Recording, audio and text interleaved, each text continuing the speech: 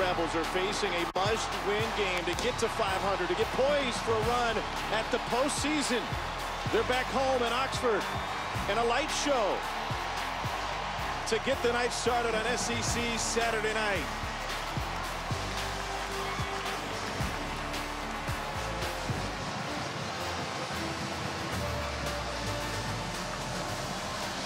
Rebels 2-2 in conference play, trying to do better than that. Texas A&M still looking to hit their stride. Welcome, everybody. Tom Hart alongside Jordan Rogers.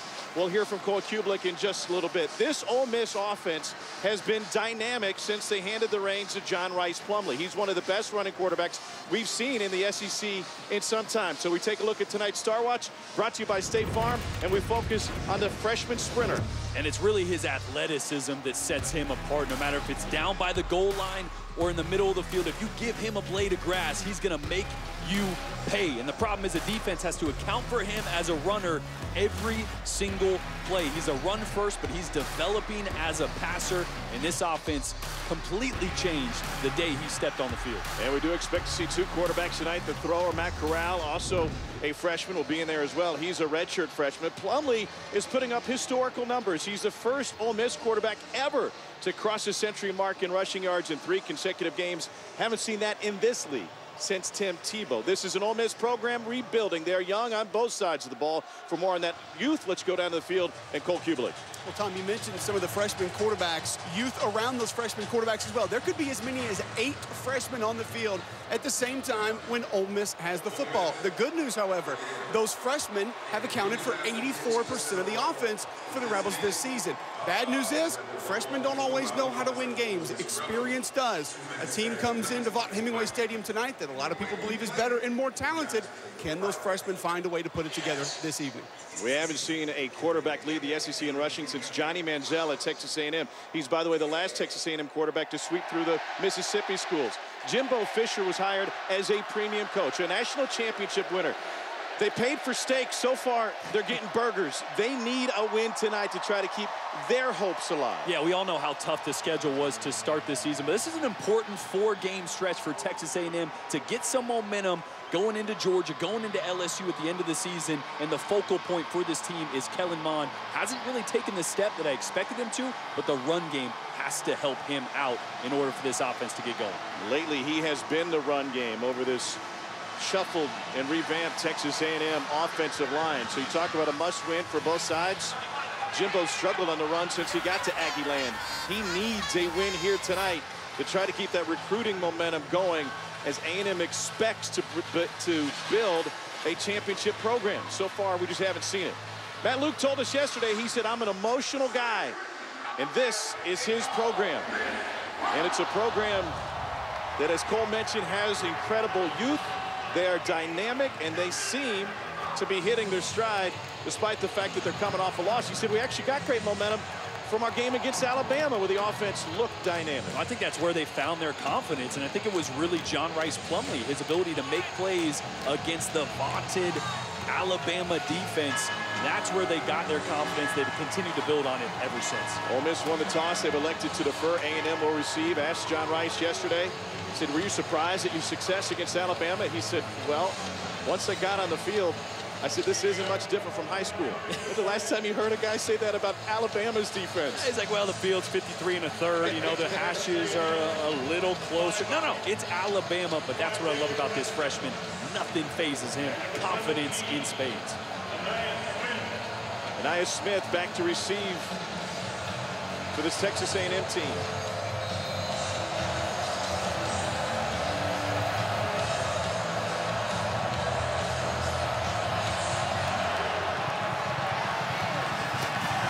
Smith from about the 2. He's got a seam, and he takes it out to the 25. So Kellen Mond, who won the job in the offseason, another in a long line of great quarterbacks under Jimbo Fisher, 6'3", 217. He's been great this season when it comes to his versatility, but they'd love for that running game to help him out a little bit.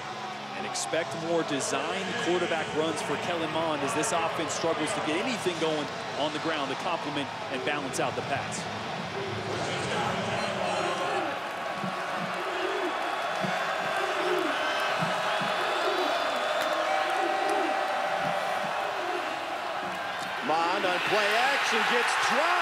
The O-line let 2 through. It's a loss of 8, led by Sam Williams and the league's tackle for loss leader, Benito Jones. You're going to see Sam Williams do a great job of being patient off the edge and then arcing around the defender to get to Kellen Mond. Slow plays it, got a blocker coming, makes a great move, and that is so tough for a quarterback. Play action, going to your left. If you don't have a lot of space, it's tough to flip your hips in time to get rid of the ball. Isaiah Spiller, the running back.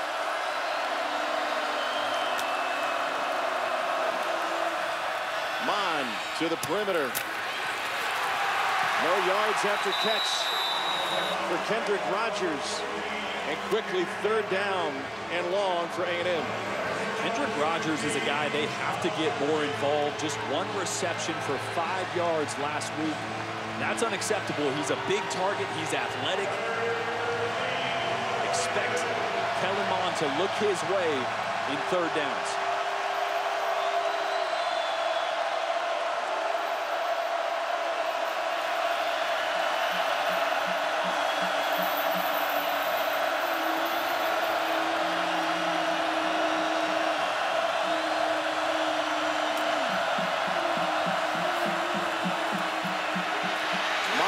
All day, but he sails it high. Courtney Davis defended by Armani Litton, and A&M will go 3 and out on their first possession.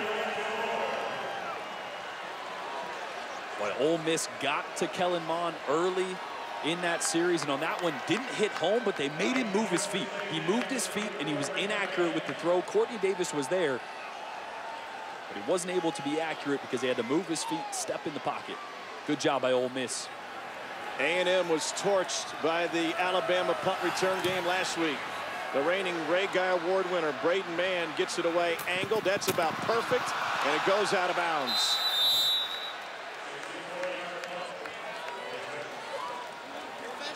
So the league's rushing leader, John Rice Plumlee, takes the field. He's got Matt Corral right behind him. Don't be surprised if Rich Rodriguez draws up a play with both quarterbacks on the field a time or two tonight. I feel like every game we see Plumlee play, Rich Rodriguez gets more creative with what they do in design quarterback runs. We'll highlight a few of them, but there is an arsenal of quarterback runs for that guy right there. John Rice Plumlee, a 2-sport star. He'll be playing baseball for the Ole Miss program, and Mike Bianco in the spring. Every Monday, goes to the cages and gets in his hacks with Jerry and Ely, who we'll see in the backfield tonight with him. Blitz coming. Plumlee gives it up, and Phillips with patience turns it into a gain of 6 on 1st down. John Rice Plumlee looking to be the most prolific runner at quarterback for Ole Miss in their history. Jeremiah Masoli with 544 yards 9 years ago. Phillips on the toss, finds just 1. Anthony Hines with the tackle. I love this little toss read. You're going to see Plumlee work this a lot. He's going to have the ability to keep it, toss it, and I guarantee at some point we see a pass play off that as well. On 3rd and 3, corner blitz. Plumlee taking it on his own, and he got spun around. He'll be short of the 1st down. DeMarvin Leal starting at 1-inch spot in there to make the stop. That's a great play by Leal. Talked to defensive coordinator Mike Elko on the field before the game. No Michael Clemens for Texas A&M, so DeMarvin Leal, the true freshman, is going to have a big responsibility being that defensive end that Ole Miss will read on a lot of plays. A good start for him on a stop on 3rd down. Aggies missing a handful of players in this game tonight. We'll explain later. Matt Brown gets it away. Fantastic coverage for the Ole Miss special teams. Miles Hartsfield able to get downfield. Both teams have traded punts early in this one. Anaya Smith says hello to Hartsfield. We're still scoreless in Oxford. A-Rod started SEC Nation. That's an early wake-up call before you got here this afternoon. It was a good crowd. Those cowbells were out. Bully's breath doesn't smell too good, though. Kellen Mond to throw. deep out route, and that's complete for a first down. He had more success than you did with Anderson Peters trying to throw a javelin. Yeah, man, I thought since I played quarterback it'd be easy to throw a jab. Nope. You know how Herb Street does game day and he gets on his PJ and goes to the game? Yeah. I got that treatment today, except for my PJ was a red Chrysler minivan. It's more your style. You know, I knew my place. Kellen Mond starting to get it going. First down of the night for Texas A&M. And they're going to reverse it. Courtney Davis finds the edge, gets a block, may have been a block in the back, and he turns in a first down. I mentioned earlier that A&M was without some key players really on both sides of the ball tonight. Glenn Beal and Michael Clemens were both injured in practice before they left Texas A&M. Charles Oliver is out. Max Wright on the D-line is out. And Ronnie Elam, who leads them in interceptions, still not available, according to Jimbo Fisher, who wouldn't specify exactly why Elam is not available, but it's been a few games now. There's Spiller, who finds one on the right side. And on the offensive side of the ball, not having Glenn Beal, that's big for the run game. I mean, he's not that involved as a tight end in the pass game, but he's a big body, he's a blocker, so they're going to miss his size and what he can do in the run game. Although Jalen Weidemeyer, he's a talented freshman at tight end, number 85, 2 touchdowns last week. Expect him to continue to build off of that. They'll play Ryan Rennick a little bit at tight end. In addition, Justin Mellenbrook, sophomore walk-on from Austin, has made the trip. 2nd and 9. Mike McIntyre brings an extra man. Mon running the option. Mon takes it straight upfield. Mon's got a first down to the 25-yard line.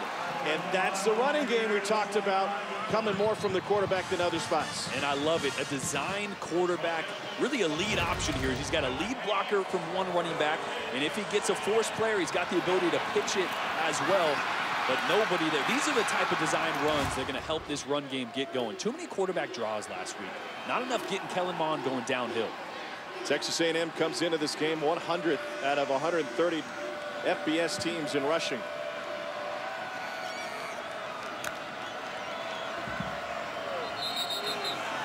And we got a flag and movement. Mark Curls is our referee. Going to bring Cole in on this. Snap. Ball start. Number 55. Offense. 5-yard penalty. Still first down. Cole, do you expect Texas A&M to look different when it comes to using the passing game to try to find some quote-unquote run game? I think you have to shift your mentality a little bit, like Jordan was just talking about. Not only quarterback runs, but quick throws, essentially running the football through the air to loosen the defense up and help get drives started. Stay ahead of schedule a little bit. Put yourself in more manageable 2nd and 3rd down situations. Changing mindset, changing identity a little bit for Jimbo Fisher. Told us yesterday, yeah, we're at the point of the season. We kind of know who we are now. Young running backs and an underperforming offensive line, although he claimed that they've been playing great. They bring 4, Mon to run again. Mon cutting behind the official, and he picks up 8.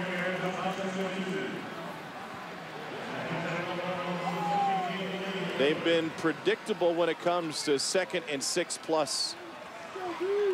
And really, the reason they haven't been able to run the football on first down, so you don't gain any yards on first down, then you're kind of forced to try to get a chunk play on 2nd to get into 3rd and manageable. So getting Kellen Mond going on early downs is going to help stay ahead of the sticks. Well, let's see if they go back to the pass game here, looking at a 2nd and 7.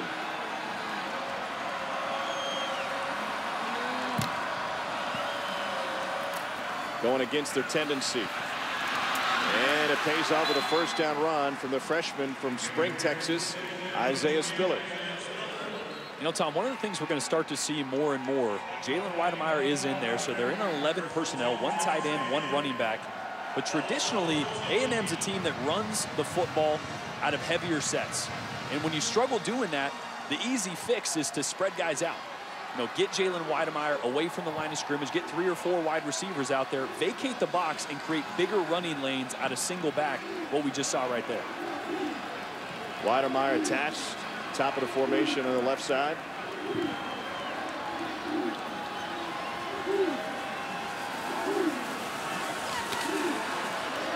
Quarterback run again. Mon finding the edge, gets forced out of bounds by Lakia Henry at the 10.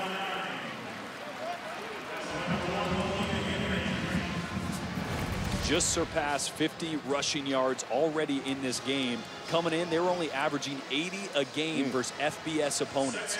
So this running Kellen Mond has been the difference early in this game. I like the plan so far by Jimbo Fisher.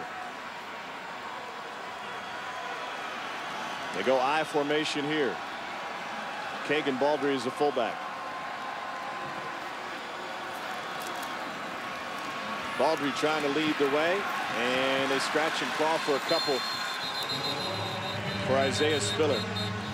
Cole, what are you seeing from A&M's offensive line early in this one? Well, it's going to be tough sledding in the inside there. Benito Jones has had good penetration for the majority of this football game. He's been a guy that's been in the backfield, not in the game right now, but Josiah Cody slides down inside. He'll be playing over center Colton Prater, who's the only senior on the offensive line. Very difficult when you have not consistently been able to get a push to get down towards the end zone, and then all of a sudden go I formation, and your offensive lineman coach or your head coach asks you to get a push and move those double teams back. Doesn't happen very often that way. 3rd down 4.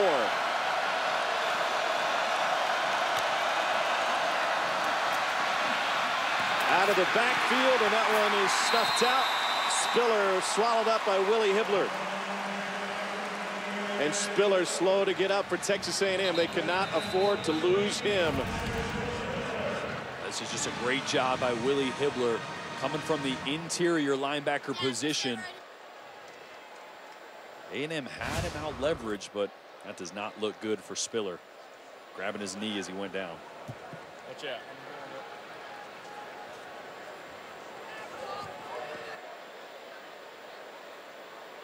Jimbo's running backs have led the conference in rushing 3 of the last 4 years, including Travion Williams last year.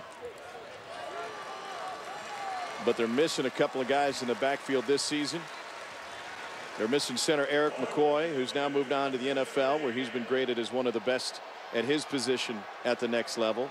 And now it looks like they might be missing Spiller for a little bit. Here's Seth Small, the sophomore out of Katy, Texas, to attempt a 24-yard field goal. He's made a field goal in 12 straight games. You can make it 13. And A&M is on the board on their 2nd possession. It's a 10-play, 73-yard drive. Aggies up 3-zip.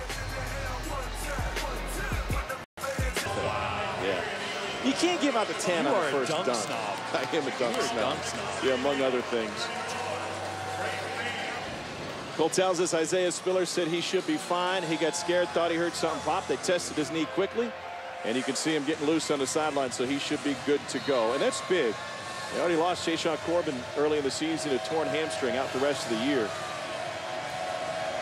Jarian Ely back to receive this one. And Ely lets it go over his head.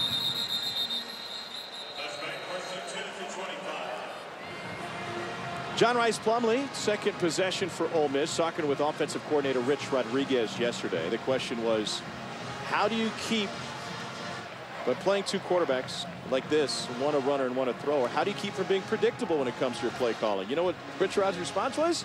He said, well, maybe that's a good thing. Because if they know what I'm going to do, then I know what they're going to do, and I can have a counter off of what I was going to do. It seems like something from The Princess Bride. Wasn't that a line? They swapped the poison 2 or 3 times. Oh, yes. Here's a reverse. Getting clever here on the 2nd possession with Dennis Jackson. Iodine powder. Yes.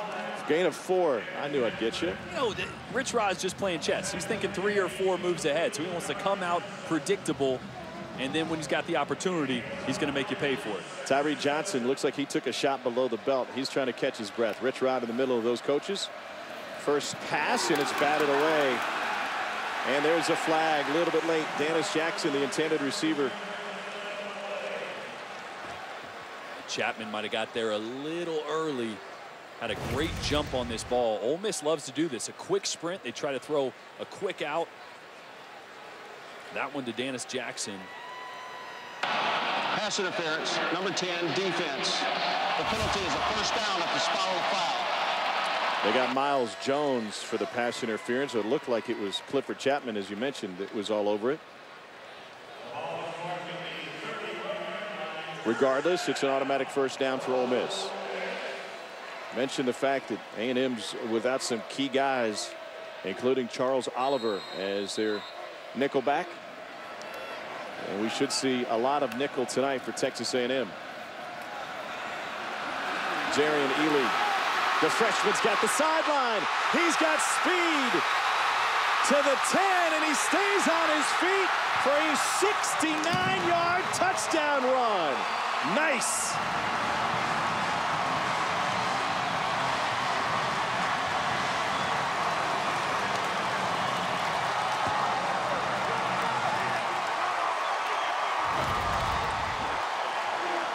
Not to take anything away from Jarian Ely, he is a dynamic athlete, but when you see long runs, keep an eye on the perimeter blocking. Look at Braylon Sanders right there on the outside, getting the block that allowed Ely to go the entire way.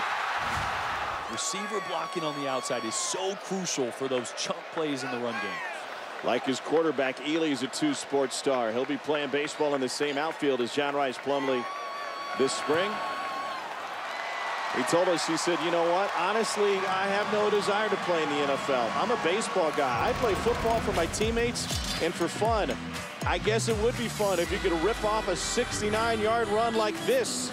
Rebels with their first lead of the night.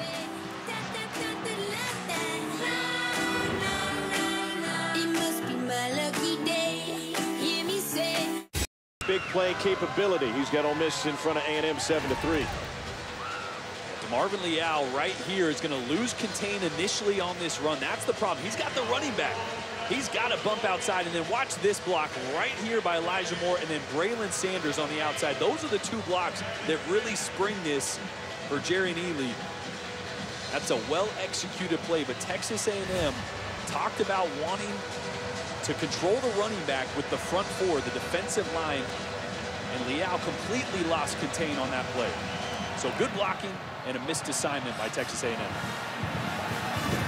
No return for Smith, and he's going to bring it out. How about this decision? Took a pop at the 11. Every Monday at 7 Eastern, 6 Central, we'll bring you Thinking Out Loud with Greg McElroy and Marcus Spears. They'll break down the weekend on the gridiron, talk about the hottest topics for the coming week right here on the SEC Network and the ESPN app. How about Georgia's offense held scoreless in the first half? Late in the third quarter, they finally got on the board. 7-0 Cats, Dogs over the Cats, taking on Kentucky tonight. Kentucky's Lynn Bowden attempted a grand total of 3 passes in the first half. He's trying to pull a Matt Roark. That's the type of game Kentucky wants, though. They want to grind it out, slow down the ball game, keep scoring low. Well, he's 0 for 6 through the air currently. That game in Athens. Spiller back in the game. Only 1 yard on the left side. Cole, were you surprised when Jimbo Fisher said that his offensive line has been playing great lately? I was, especially he complimented them against Alabama, Tom, and I just didn't see it. Now, they got some new looks, some different looks. Alabama used Terrell Lewis in different ways to bring pressure packages and show some different fronts. And, by the way, Alabama's pretty good up front. Yeah, but sure. I didn't think Texas A&M's offensive line looked great in that game, and I think they've played fairly poor the entire season. That'll be one of the reasons they've struggled in the run game this year. 100th in the country in yards per game.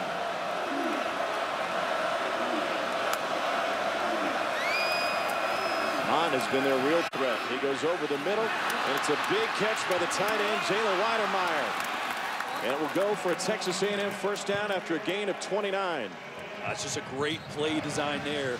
Caught Ole Miss in a cover 2 high safeties, which means the middle of the field is open. You see the linebackers, their eyes getting caught in the backfield. Allows Weidermeyer to go right down to the weakness of that defense down the middle. Wide open.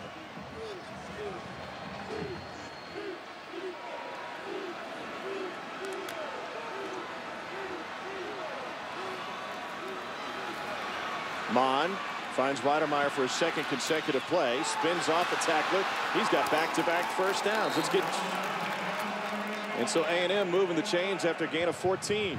Tell you what, Weidermeyer is developing into a really good player. Early in this season, the biggest loss for this Texas A&M team, I think, was Jay Sternberger. You could argue the running back position took a big step back, but the tight end position unlocks the pass game. So to have a young guy that's as athletic as Weidermeyer starting to come into his home, that's really big for Texas A&M as you see him just off the ball on the left side of the line of scrimmage. 6'5", 260. He's out of Dickinson High School in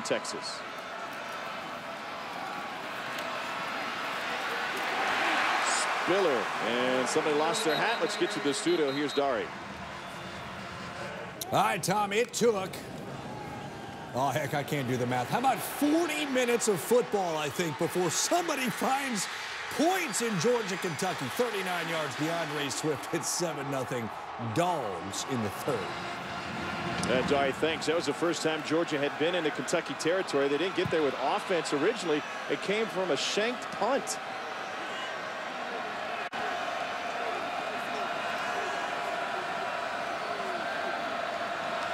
Second down for A&M. Great coverage downfield. Mon thought his receiver was going out. He turned in, and it's incomplete. A complete miscommunication there. Cameron Buckley on the outside runs a curl route. Mon throws a corner route. Those aren't the same thing. No. Corner route is breaking out about 22, 25 yards downfield. And to my eyes, it looked like that's where Buckley should have been. So now a 3rd and long. Jamon Osborne, bottom of the formation, wide receiver, 5th in the SEC in catches per game. Hasn't been targeted yet tonight. Play clock now at 4.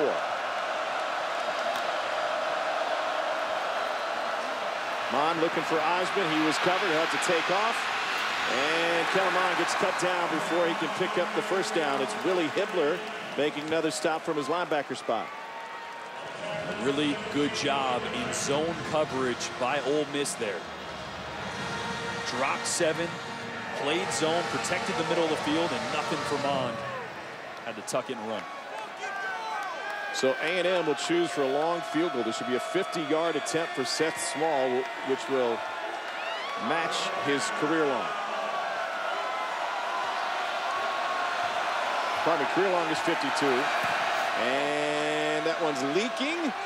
And it misses wide right. That Luke's team with a big defensive stop to back up their go-ahead touchdown.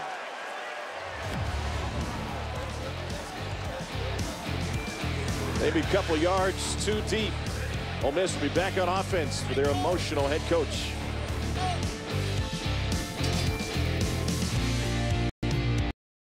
This season, for every field goal and extra point made by participating universities, Allstate will make a contribution to the university's general scholarship fund. Thank you, Allstate.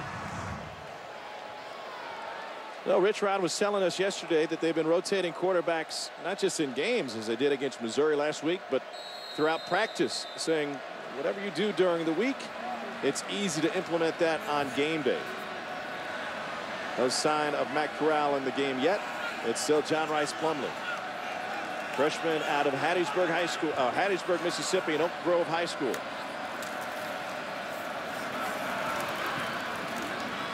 Jarian Ely picks up 3. Talking with John Rice yesterday, what a great young man, by the way.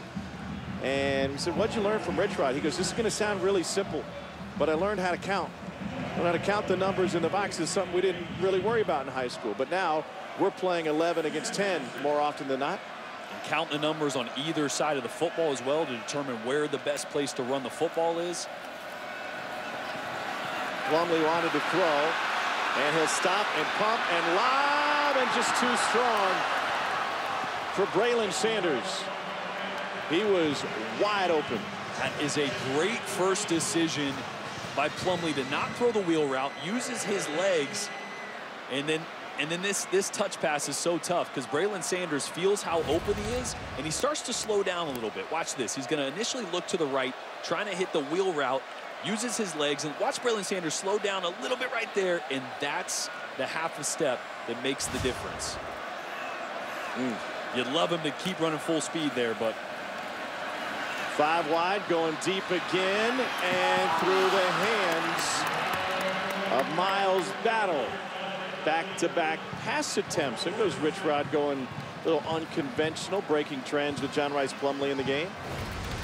Yeah, I was waiting to see when they'd start to take shots. I think Plumlee was hot and cold throwing these last week. A few short, a few on the money. That throw great, and he paid for it. I'd still like to see Ole Miss utilize the middle of the field. They throw to the edges deep a lot. Anais Smith, he's got room. Smith past the logo.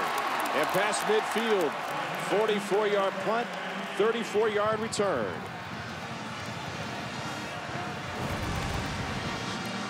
Nye Smith is dangerous, the true freshman. We watched him in practice week 0, week 1, Thursday. To start the college football season, he flashed in practice. You knew he was going to be a dude and making his presence felt on special teams. Good field position for Texas A&M. Here's where, if you're an offensive coordinator, if you're a mind like Jimbo Fisher, you think maybe a shot play, first or second down, got big receivers on the outside. Jamon Osmond yet to touch the football. Yet to be targeted even. Yet to be targeted. Wouldn't be surprised here if we see a little play action. You're going to see Jamon Osmond in the slot right there. Kellen Mond out of the shotgun. There's a little play action. He's looking for Osmond. Now he goes back and he throws it right to the other team. Intercepted by Ole Miss and Austrian Robinson. Multiple flags after the play. Ole Miss gets the ball back. Wow.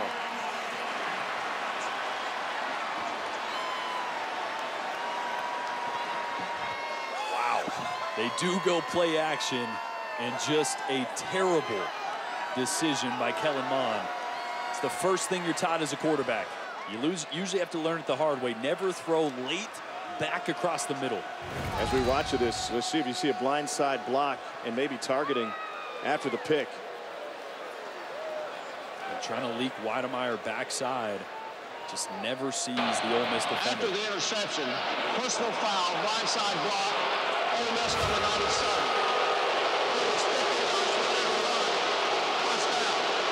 97, Kadir Shepard. This is their first warning of the game. That'll cost him some field position. This is the game. In this day and age, this a couple years ago was a big hit that was celebrated. It was shown on Mondays and Tuesdays throughout the week to pump up the crowd, but this is the kind of block that they're trying to get out of football. Defenseless player, change of possession, peeling back and cracking. You're going to see it right here.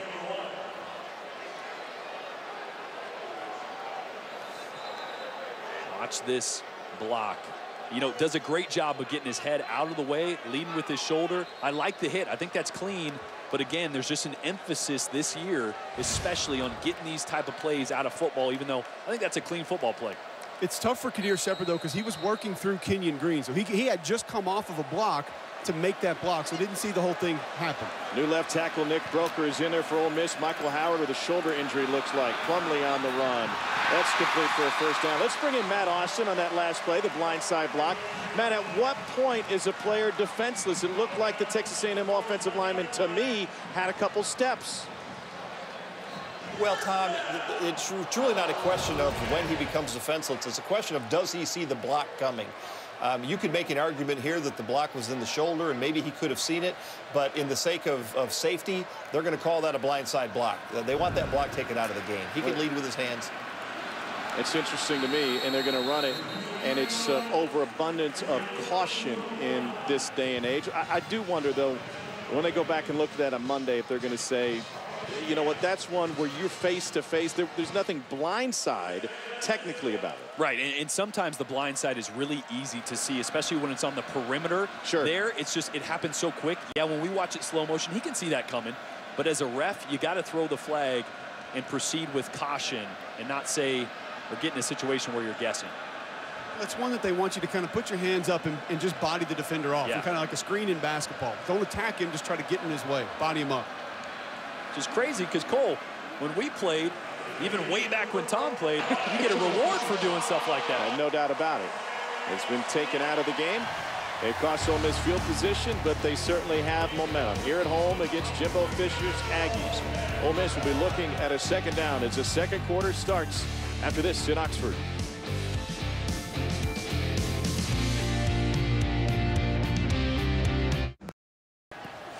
All right, Jari, thanks. And Kentucky just missed a chance for a touchdown moments ago. The drop pass in the end zone. 2nd and 6. Moments ago, Ole Miss had both quarterbacks on the field on the same play. Matt Corral with a toss to John Rice Plumlee, who attempted the pass. Safety blitz coming. Plumlee gives it up, and A&M is all over it. Scotty Phillips met up with Buddy Johnson. That's a great job by A&M there. We mentioned they want to control the running back with the front four. Allow them to play fast, play physical, and let the linebackers take care of Plumlee. Plumlee on the run. Incomplete. Trying to find Elijah Moore. A good play design. Fake a little run to the left. Get Plumlee on the run. Just got to get rid of the ball a little sooner than that. Ran out of sideline. Had Elijah Moore open. Mac Brown punting. Anaya Smith to receive. And A&M survives the Kellen Mond interception, forcing Ole Miss to a 3-and-out. Smith will take a fair catch inside the 9. 47-yard punt, no return.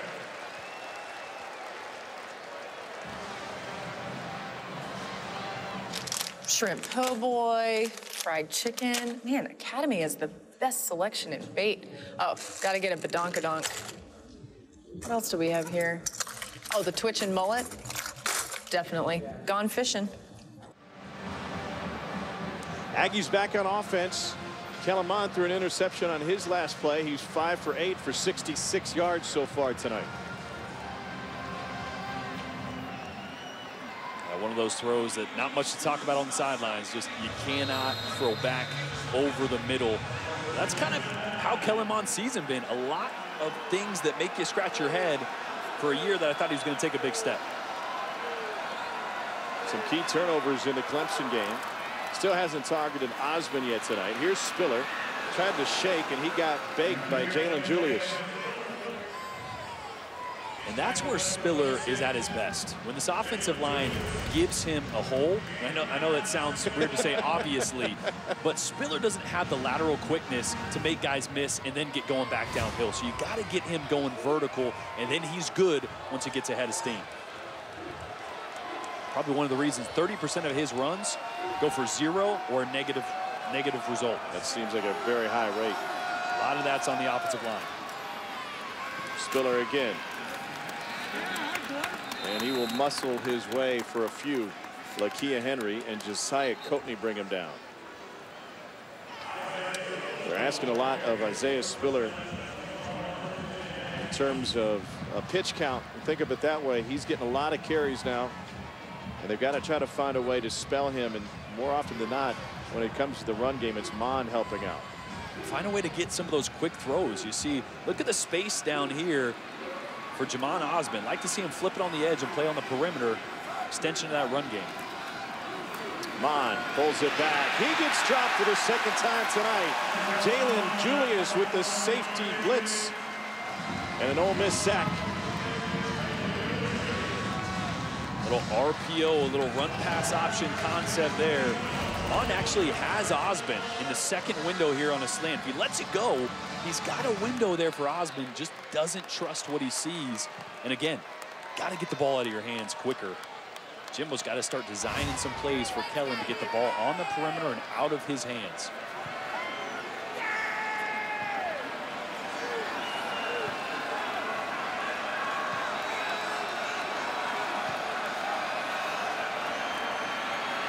Trying to set up a screen. That one was nearly picked. Spiller comes up with it, but not much doing. Quentin Bevins almost reached it. It turns into a loss of 1. Sam Williams tipped it coming out of Mond's hand. Now you're taught as defensive linemen.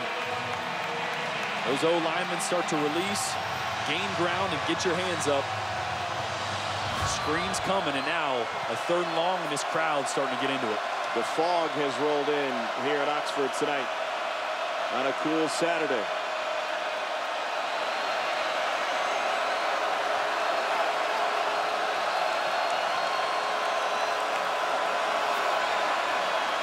Pressure coming. Mond can't escape. He's sacked for the 3rd time. This one is Charles Wiley, and it costs the Aggies 11 yards.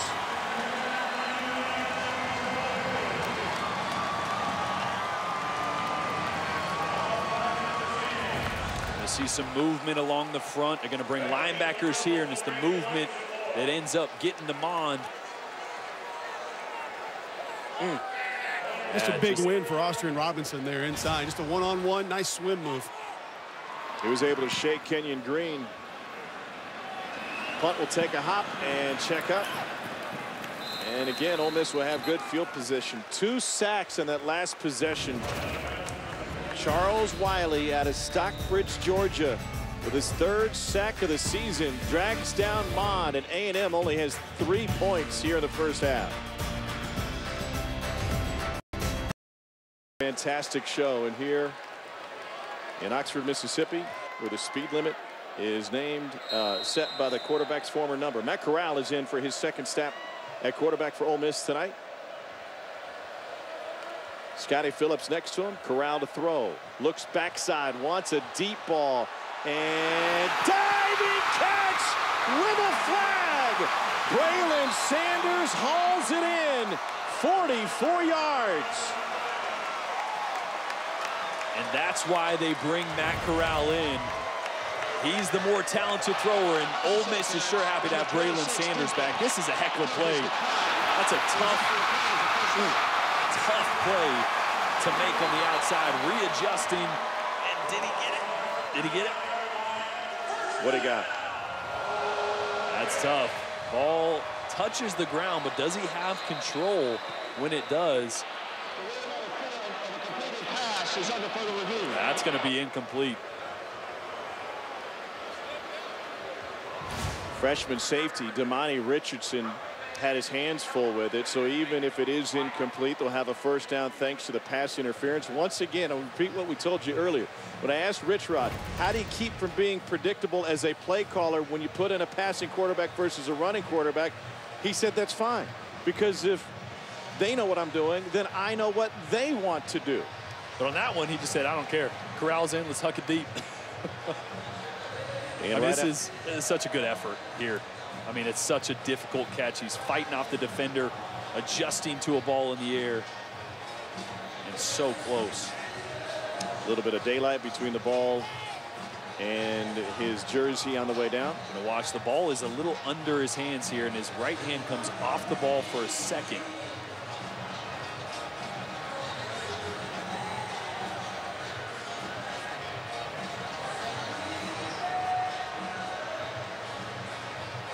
Right after this play was dead, Matt Corral came running off the field, and John Rice Plumlee came running on. They will alternate by play in many instances tonight. And this is kind of where I start to worry with the 2-quarterback system. When Corral comes in, does he feel like he has to make the play, right? Does he feel like he always has to huck it deep if that's what he's in for? And when Plumlee's in, when a pass play is called, does he start to look over his shoulder and go, I have to complete this? You start to have 2 quarterbacks that maybe play a little out of their comfort zone, a little tight, a little hesitant maybe, or too aggressive. That's the balance with 2 quarterbacks not knowing when the other guy's going to be in. Mark Curls. The ruling is the pass was incomplete.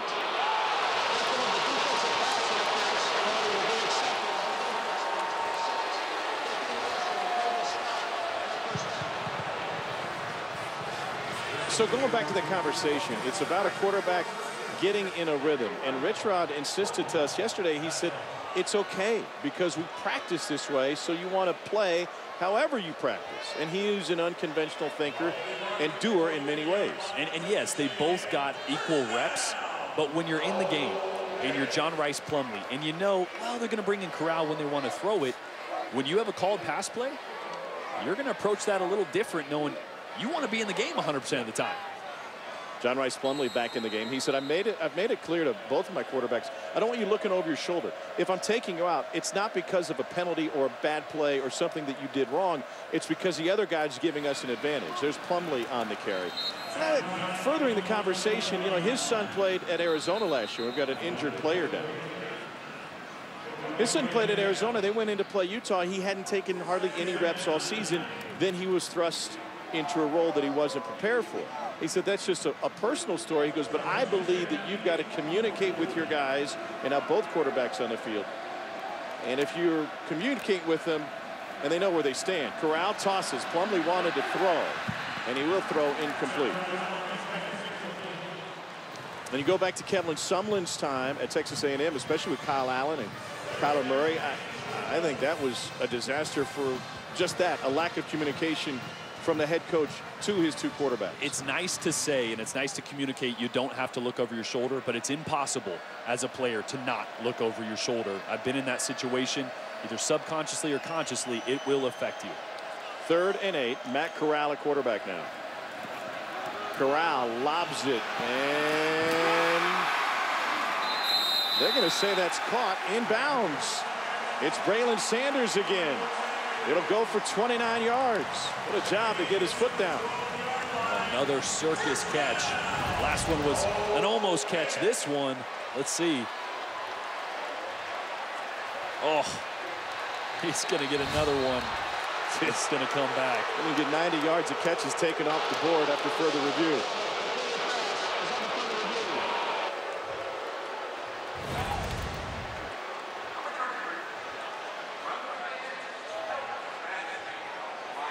You know, it's a really good job by Devin Morris, the cornerback there. Watch his hands. He rips through the arm. And that's what you're taught. As soon as that ball enters the receiver's arms, grab and pull. And that's one of the reasons Braylon wasn't able to bring this down. Watch the right arm. He can't bring the right arm into his body. And that's why it's incomplete.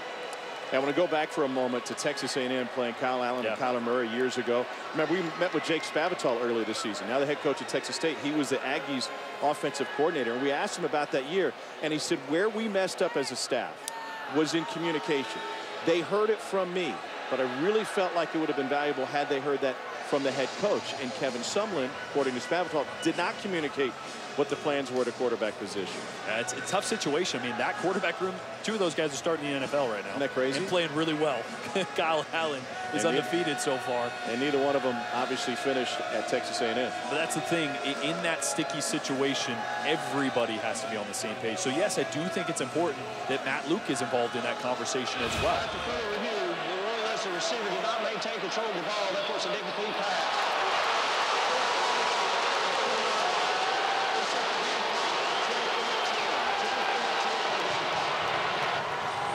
So once again, another one taken away upstairs from Braylon Sanders. Corral, the California kid, played in 4 games last year and redshirted. Look, I'd argue that John Rice Plumlee could make both those throws.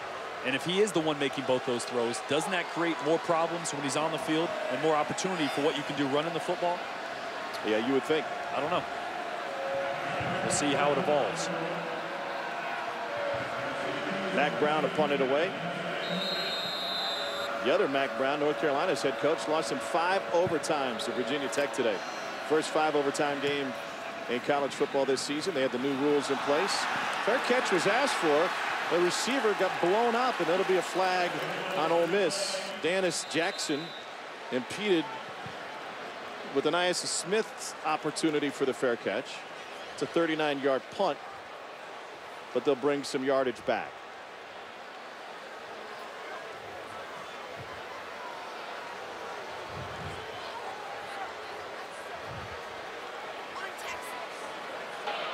Kick catch interference. Number 5 kicking team. Penalty 15 yards from the spot foul. Touchdown. Timeout. Texas A&M trailing Ole Miss 7-3. Back to Vaught Hemingway after this. Texas A&M trailing Ole Miss 7-3. Kellen Mond has thrown for 66 yards so far tonight. He's run for 21. As a dual threat quarterback, he's put up much larger numbers, and he's in some elite company over the course of the season.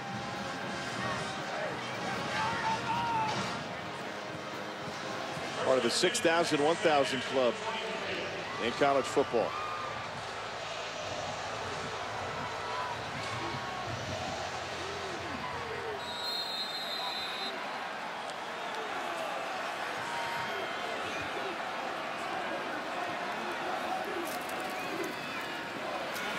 Here's Spiller, and he gets hogtied after a gain of almost 9. Pretty good company among Power 5 quarterbacks. There's a few good ones up there. I'll tell you what, Kellen is definitely a pass-first guy. some of these other guys that kind of flirt with the border of being equal run-pass guys, but Kellen does a lot with his legs. Again, I'd still like to see them spread this Ole Miss team out. Allow Kellen to see pressure, get some quarterback runs out of that as well. But right now, back in an I formation with the tight end attached. Spiller straight ahead, and he's able to pick up the first down. Cole, you've watched a lot of A&M tape. What is their identity offensively? I'm not sure they know what it is right now, Tom. I mean, Jimbo Fisher told us multiple times in our meeting, it's time for us to figure out who we are and what we want to do, what we want to accomplish with this season. They're not a run-first football team. They're not good enough to be that. So if you want to be a play-action, pass-first team, you obviously can't be that either if you can't go out and establish the run early in football games. To me, right now, their identity is relying on a quarterback that has elite talent. Kadarian Richardson and Isaiah Spiller flank Kellen Mond. That option look again. Ole Miss, great penetration. And Spiller ends up with a 6-yard gain. They're finding some success out of this 21 personnel. 2 running backs, 1 tight end. And when they have these 2 running backs, they're able to run the option type concepts and also have a lead blocker, an athletic lead blocker that can get out in front of Kellen Mond or the other running back. So far, I like that game plan. It's led to a couple good runs for Texas A&M already. Ole Miss got to hustle a guy off the field.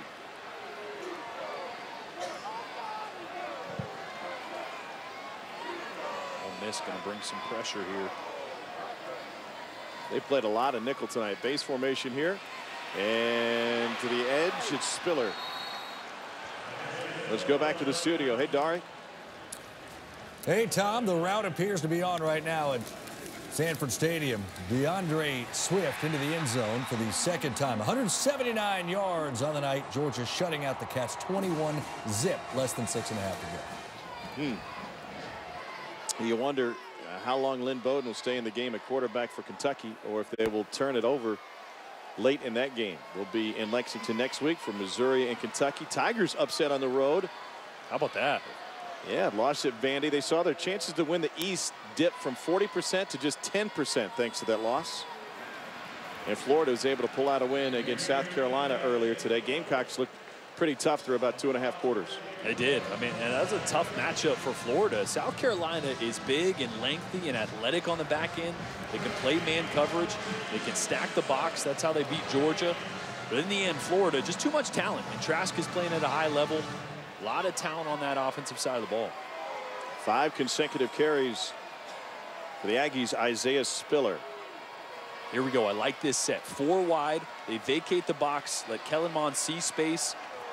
Good option to either run your quarterback or get something quick on the perimeter. A little bit behind his receiver, and that's going to leave 3rd and 7. Love the play design. A nice quick throw. You spread the defense out. That's just an inaccurate throw by Kellen Mond. Again, one of those times you scratch your head. I mean, he has been an accurate quarterback. As Cole said, he has elite talent. It's just been hot or cold so far this year. Land Sharks with 3 sacks tonight. Part of the reason A&M is 0 for 4 on 3rd down.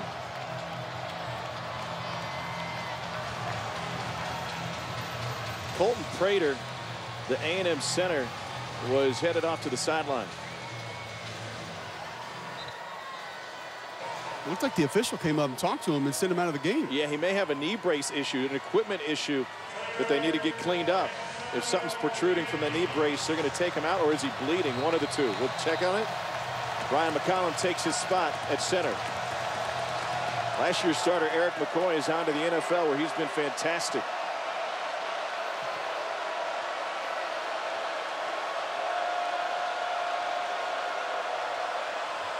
Low snap. Mond recovers over the middle. Tipped and intercepted. An Ole Miss takeaway by Dante Evans.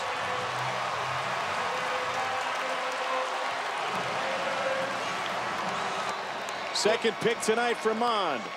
Boy, Dante Evans gets the pick, but it's a great play by Keidron Smith. Locking up the tight end tight here, knocking the ball up in the air.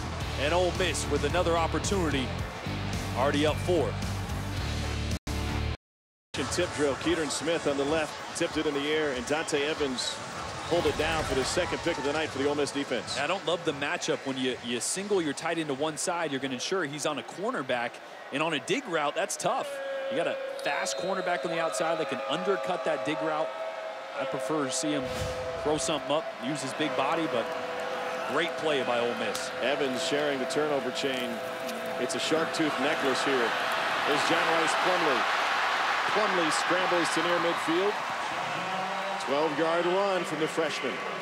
Isn't it amazing how seemingly his athleticism can make something out of nothing? There wasn't much here, and he has to bubble outside of a defender, but still has the speed to turn the corner.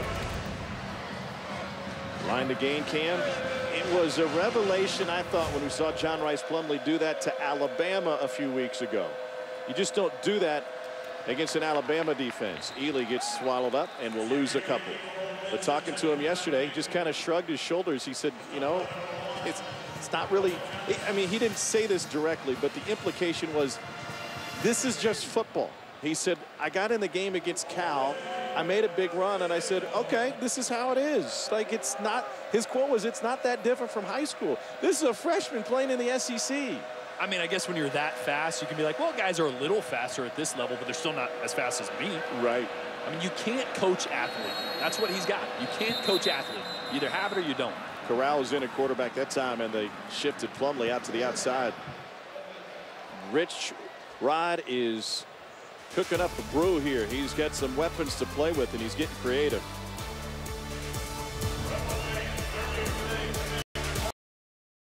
Ole Miss out in front of Texas A&M.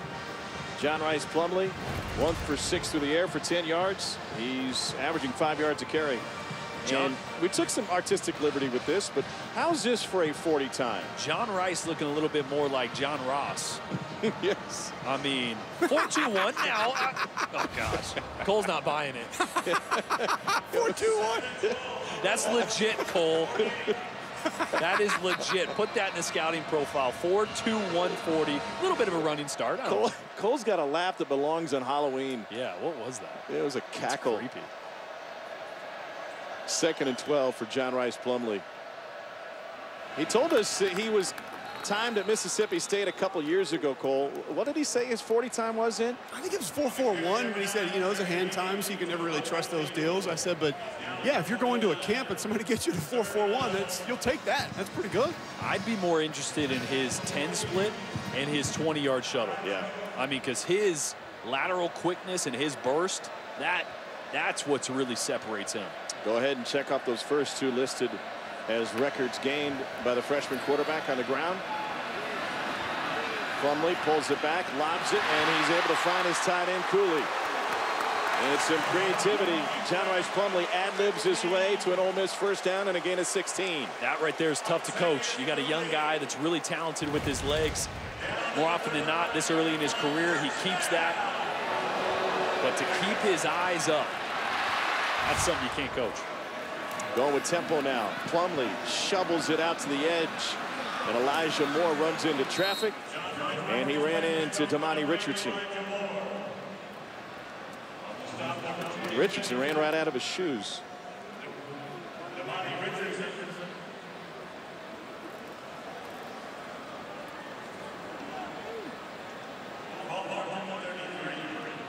That doesn't look like he had that on all the way.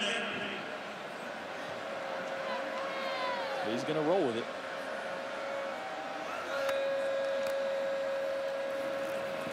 A little misdirection on the counter. Ely had him by a string, and he's able to make his way down to the 25 and a gain of 8. But the reason there is so much promise around this Ole Miss program is, as Cole pointed out earlier, the production of the youth on this team. Ely a freshman, Plumlee a freshman. They've got freshman receivers like Jackson. Mingo.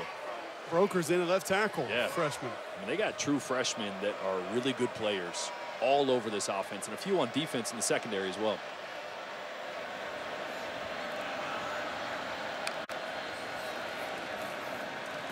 To the ground, and Buddy Johnson says, not right now, no gain. That dude is jacked. Yeah, he doesn't miss a day in the gym. Not like you and me. Missed a few. Had a career high 11 tackles last week against Alabama.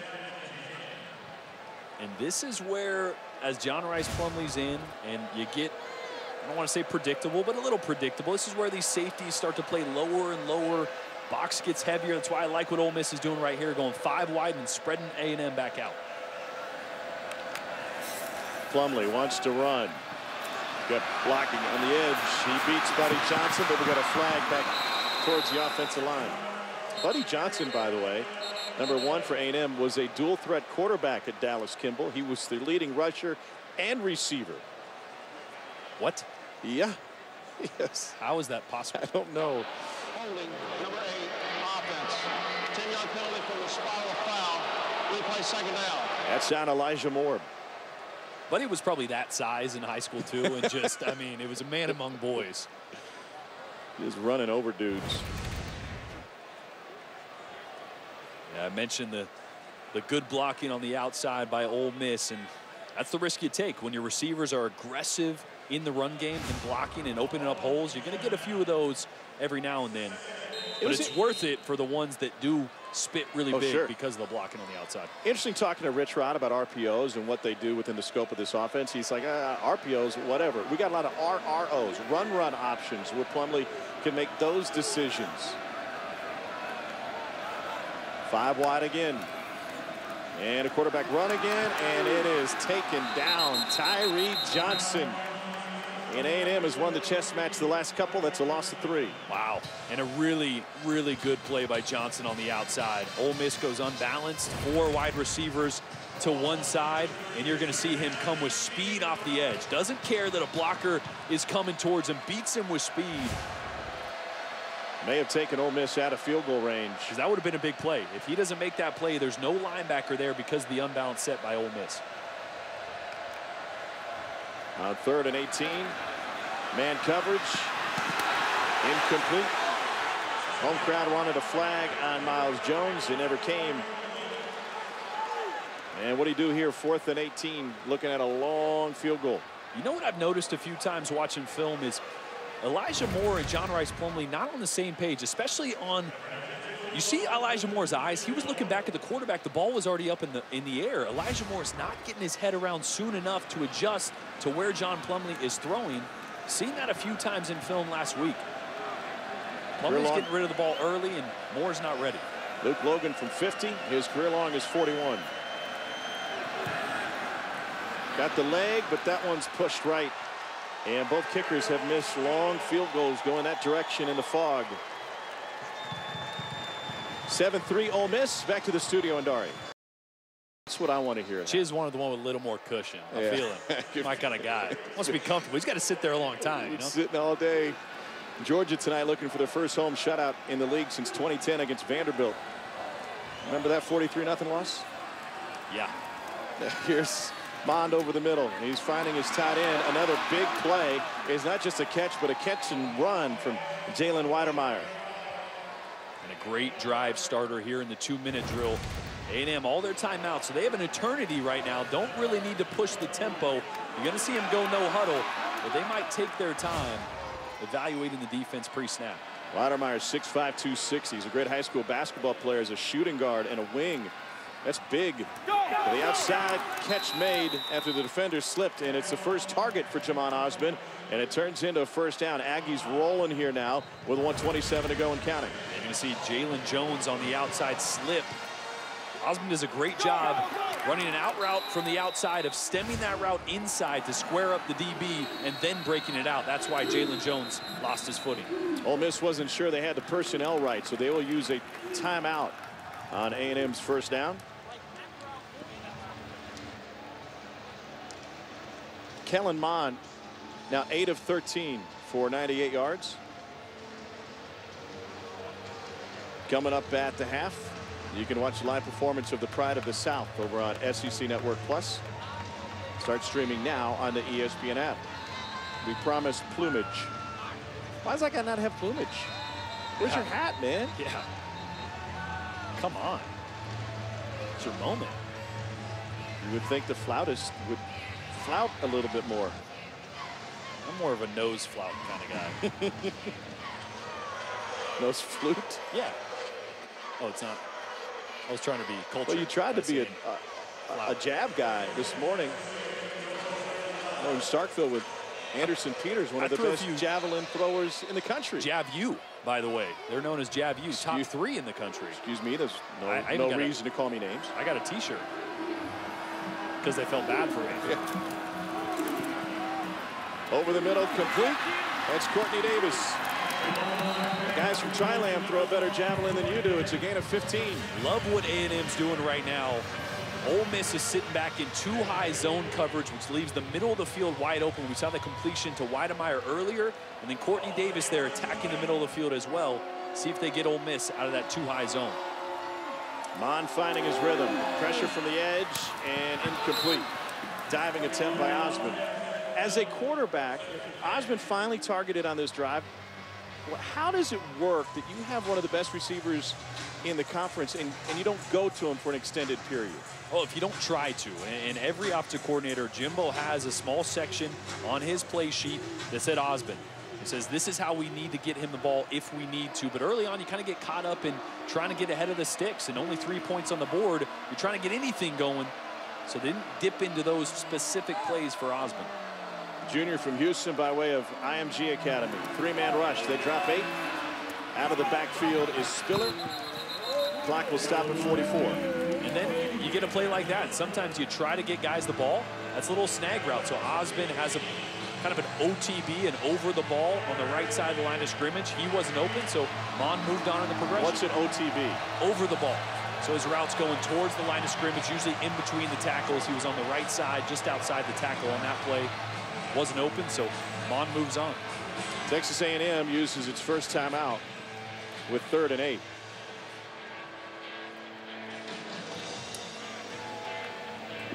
So Kellen Mond with an odd start to this game, and now all of a sudden he's 10 of 16 for 115. Tom Hart alongside Jordan Rogers. We talk about Kellen Mond's weaponry, and he's a guy who's been leaned on in the run game, but is probably better as a passer. Yeah, he absolutely is. And what we're seeing is a clean pocket. I mean, Mond is under duress more than any quarterback in the entire country. He's blitzed more than any quarterback in the entire country, but he's had a clean pocket to operate within. And Texas A&M has a little bit of a beat on what Ole Miss is doing now late in his second quarter. So they're attacking the middle of the field against that too high zone that Ole Miss has been sitting in for a better part of this first half. He's been sacked 3 times tonight.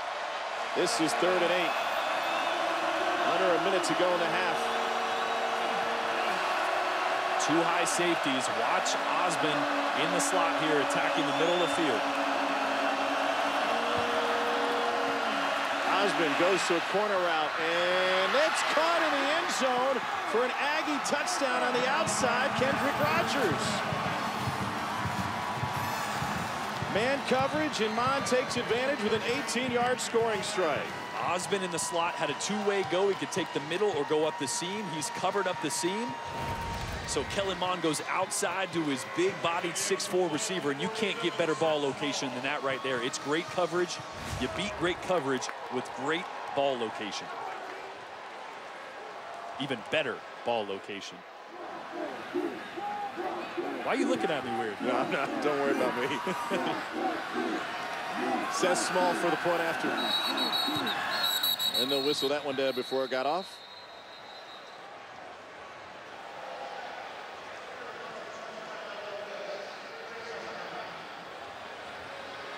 Found him in the corner, just like Funky's. Again, you're going to see Rogers on the outside, a little stutter and go.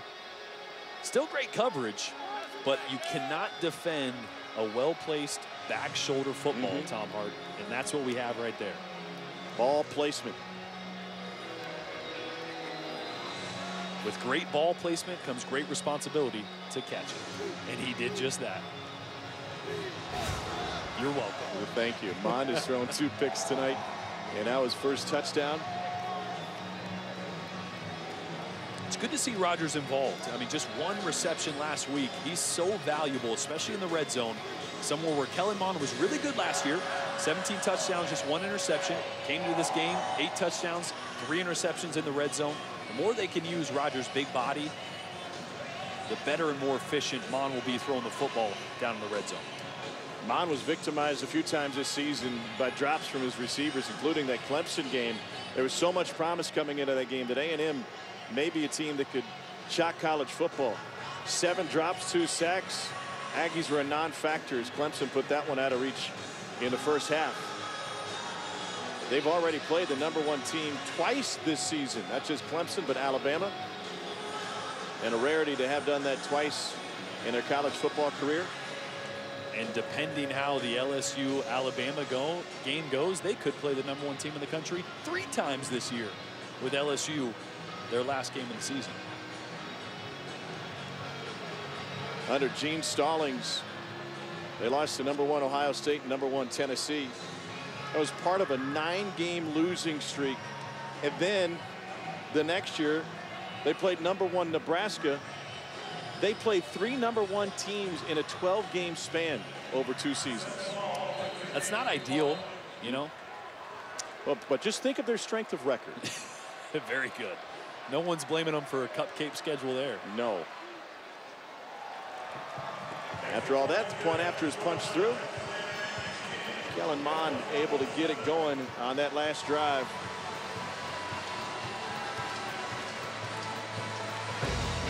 Two guys with great facial hair, Marty and McGee, come your way every Wednesday night at 7 Eastern, 6 Central, right here on the SEC Network and the ESPN app. We'll talk Southern culture, football, and Ryan McGee might lament Major League Baseball's newest plan to shut down all those minor league teams that he is a huge fan of.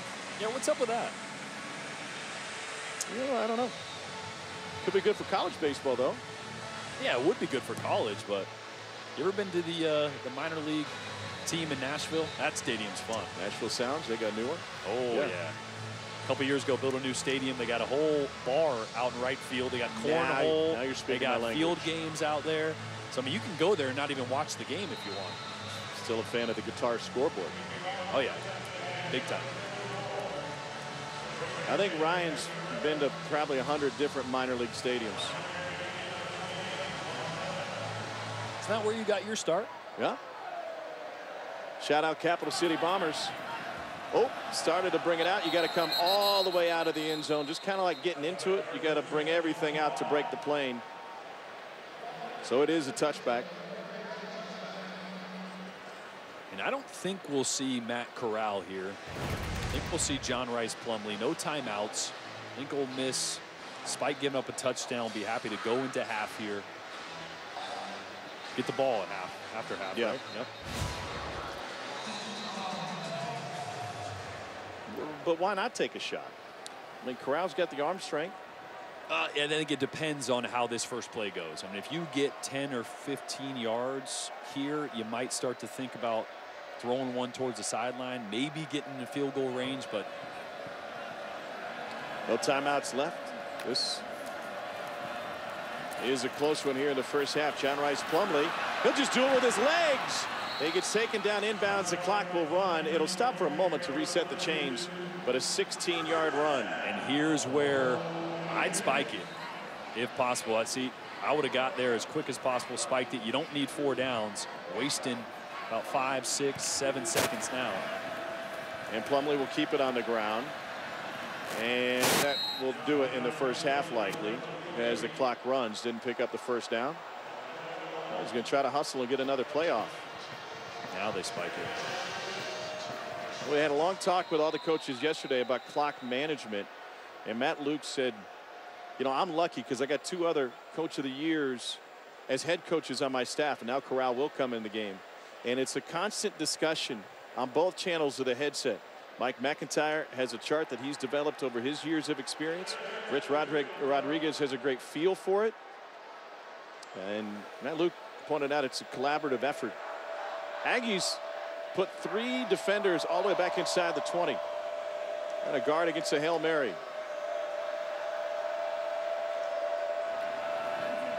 Corral facing a 3-man rush, a stiff arm. Now he's got time. And he scrambles out of bounds. I thought there was 1 second, but the clock says 000. And Ole Miss is saying, check the clock. We should have 1 second left on there. Aggies say it's time for our orange slices and Capri Sun. They've already headed to the locker room. Must have a good team mom. Best. Check the Tupperware. What do we got in there? Watch the clock.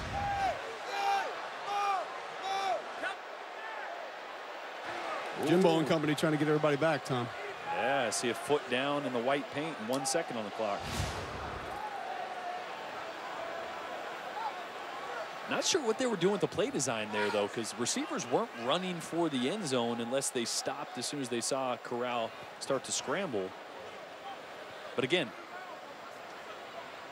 clock the ball after that first long run by Plumlee, and then gather yourself. Then decide, do we want to do that again? Do we want to take a shot to the sideline? Lost a lot of seconds trying to figure it out after that first Plumlee run, and I see a second on the clock. Those orange slices will have to wait. Yeah, they're still good. You really, I don't know if you wanted the orange slices back then. You really wanted like the fruit snacks, right? Yeah, that was good. And then if you get a fun dip afterwards, you're living a life. Maybe a Hawaiian punch to go with it. Second back on the clock, according to Mark Curls. Okay, so walk me through the basics of a Hail Mary. What's the key? You're gonna have three guys down at the bottom of your screen, right down here. They're going to all go plant themselves in the end zone, and this guy here will trail and follow. So he'll be the guy that hopefully would catch one that was batted back. But Corral's going to try to buy enough time to be able to launch this. But I like what Texas A&M's doing here. They're rushing Corral's right side. He unloads. He's got the depth into the end zone. Everybody there, and the ball falls incomplete. Ole Miss's clock management cost them a possible win at home against Cal early this season. On that final drive of the half, they're able to get good, smart play from both freshman quarterbacks, John Rice Plumlee and Matt Corral. Jimbo Fisher standing by with Cole.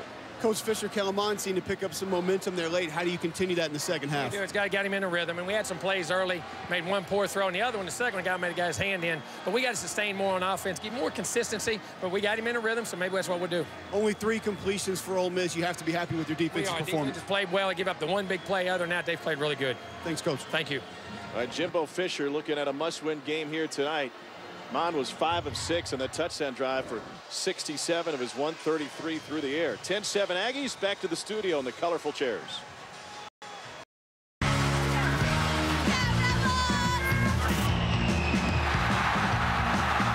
Mond on play action gets dropped. Zarian Ely. He's got speed for a 69-yard touchdown run. Aggie touchdown, Kendrick Rogers. We go set for the second half. Jimbo Fisher's been great with his quarterbacks throughout his career. Finally, Kellen Mond found his rhythm. More than half of his passing yards came on that last touchdown drive for the Aggies. Meanwhile, on the other side, Matt Luke's team, well, they're getting creative. They're playing 2 quarterbacks tonight, both freshmen. John Rice Plumlee has been fantastic. He's the run threat. Matt Corral has gotten plenty of snaps with him. He's the passing threat. A&M leading Ole Miss 10-7. Welcome back with the lights blinking outside. We are inside. Tom Hart, Jordan Rogers, down to Cole Kublik in just a moment. A&M finally got their offense on track late in the half. Yeah, it was the chunk plays and attacking the middle of the field. They targeted on Ole Miss being in that too high zone. So really got to read on that. Expect Ole Miss to counter and change their matchup in the second half. What would you like to see differently from Ole Miss's offense? I want to see some RPOs, some quick throws. We see a lot of the run passes where it's either a run by the running back or by Plumlee and then a late pass. That just hasn't been there. I want to see the ball come quicker out of these Ole Miss quarterbacks' hands. Might get a chance to see that sooner rather than later. Ole Miss will start the second half with the football. Late getting a football onto the field. Kind of hard to play without one of those. Yeah, you need that. It's a bold strategy, though, without one. You notice their ball placement was off at the very beginning.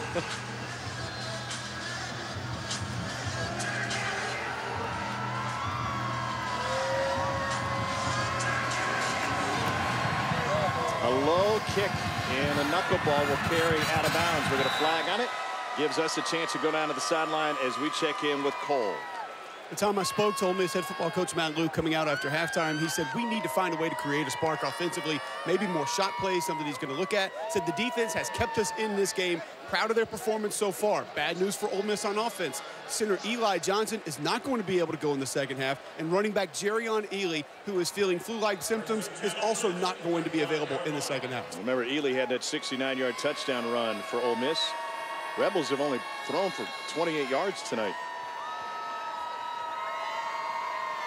And both defenses have been stout on third down, perhaps because both offenses have been somewhat predictable. And we start the second half at Vaught Hemingway Stadium. John Rice Plumlee is the Ole Miss quarterback. He hands it off to Scotty Phillips. He finds a huge hole. Phillips trying to break away. The stiff arm gets him 10 more. And Phillips rips off a 39-yard run. Boy, right out the gate, just a great block on the left side of the line of scrimmage. Ole Miss caved in. The entire left side opened up a huge hole for Scotty Phillips. They got some good backs. I mean, Ely's a great player, but they won't miss a beat with Phillips and Connor. Plumlee sidearms it out to the tight end, Jason Pellerin. Phillips, a starting running back, the senior. Look at the blocking on the left side, the right side of your screen. Blew open a huge hole for Scotty Phillips. Phillips carried the freshman safety, Damani Richardson, for extra yardage. Snoop Connor now into the game, alongside Phillips in the backfield with Ely unavailable. Here comes the pressure. Corral dumps it off that direction, and Snoop Connor forgot to bring it with him. Well, that was a perfect play call by Mike Elko, the defensive coordinator for Texas A&M. They blitz true freshman Damani Richardson off the right side there, which caused the high throw, and Connor, who was just looking for, he ran. Not a terrible ball. Plumlee got it there as best he could. And now we're going to see Matt Corral back in the game. See if they mix things up.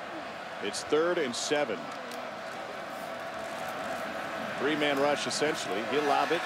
And that is caught on the sideline by Scotty Phillips. What beautiful touch on the pass. It goes for 22.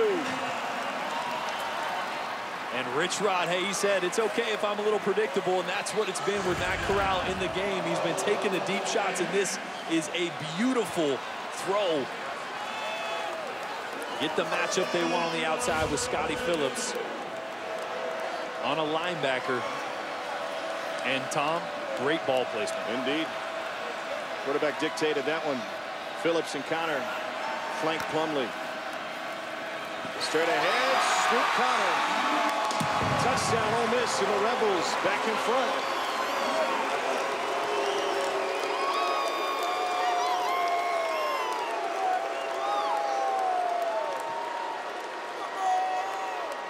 Well, for an offense that was a little stagnant in the first half, there's a way to start, huh?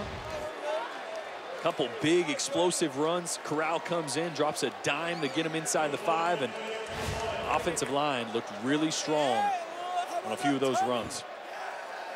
It was a 65-yard drive. They needed just 5 plays to cover the distance. 2 of those plays, big ones for Scotty Phillips. He accounted for 60 of the 65. And then Snoop Connor, Tommy Vardeldum, he took it the rest of the way.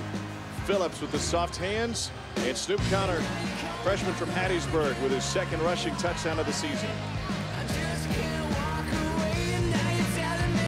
Both on the ground and through the air, and 2 quarterbacks moving the ball for Ole Miss. A non-traditional offense, and Rich Rod goes, yeah, that's fine with me. Kind of how I do things. And Ole Miss is doing it behind a revamped offensive line. Back at that last touchdown drive. Yeah, Cole mentioned Eli Johnson out, the starting center, which means Ben Brown and Jalen Cunningham are going to have a great double team right here. Both those guys playing in new positions because of the injury really helped spring that long run. That's good to see. This is the lineup I think they want to have in the long run. And here was the touchdown run from Snoop Connor. Cole. Yeah, Matt and Luke told us they want to try to work Ben Brown in at center a little bit more. It gives them a bigger, bulkier, stronger offensive line, and they love the way Jalen Cunningham has been coming on the first few weeks of the season. So a bigger, stronger O-line for the Rebels. More than half of Mond's yards through the air came on the final drive for Texas A&M, their touchdown drive. This time he hands it off And we got a flag on the play on the run from Isaiah Spiller. By the way, of note for Texas A&M, they've been in the area for a few days now. Flew into Memphis, team hotel up there about an hour north of Oxford, up in Olive Branch. Holding, number 76, offense. 10-yard penalty from the previous spot. Replay first down. That's Colton Prater who's back in the game.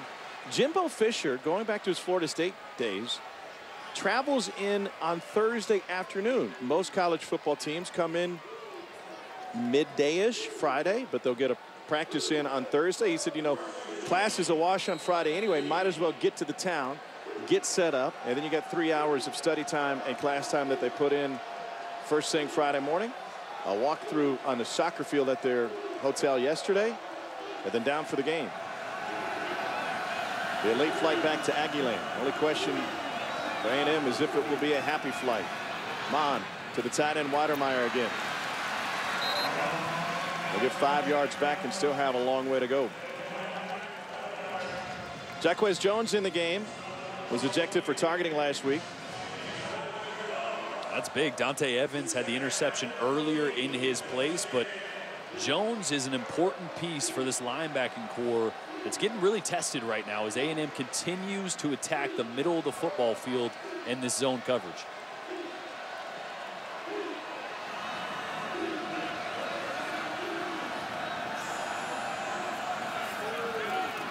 Another flag. Nice catch by Jamon Osborne. 10 yards on the field. Let's see what the flag is.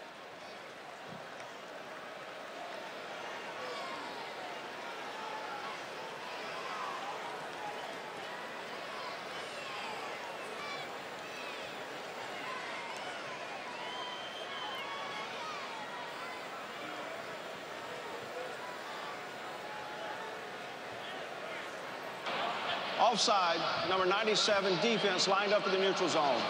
Penalties 5 yards from the previous spot. Replay second down. Had a late kick tonight in Tuscaloosa. Alabama just pulled in front of Tennessee 14-7, the #1 team in the country. That's close to the end of the first quarter under the strobe lights of Bryant Denny. Love the game of chess that's going on right now. We saw the previous play, an out route from Mon to Osborne. It's because Ole Miss rolled out of that 2 high into a 1 high, which now means the flats are the area to attack. Kellen Mond has been on point with his reads, starting with the last drive of the first half. Jimbo Fisher says he's graded out better than 90% on his reads this season. Contact, but after the ball got there by DeAndre Prince. DeAndre Prince is a player that Mike McIntyre and this Ole Miss program are excited about. A true freshman, continues to grow, but he's got instinct, he's got intangibles, he's got length on the outside. He can grow into his body a little bit. He's only about 170 pounds, but he's young, and he makes up for it with the speed that you saw there to break that one up. He had never played defense before. He was a high school quarterback in Charleston, Mississippi.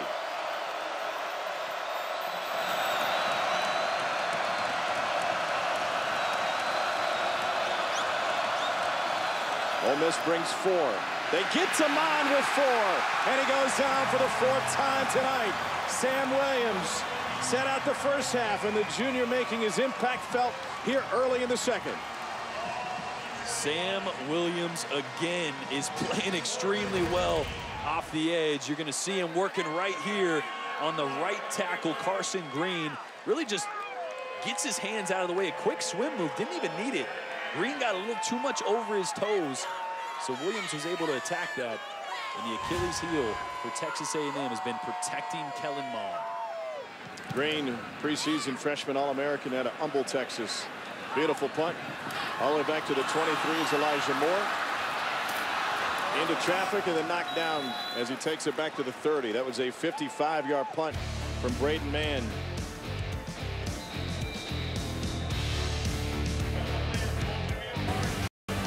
Few weeks at Williams-Brice. How about Wisconsin going down? It's a great game. Illinois with a walk-off kick to win it. Scotty Phillips thrown down by Jaden Peavy. Really thought Wisconsin was going to give Ohio State a huge test. I'm not saying they can't now. They still could, right? They still absolutely can. but got exposed a little bit on the offensive side of the football, and Ohio State can play some defense now.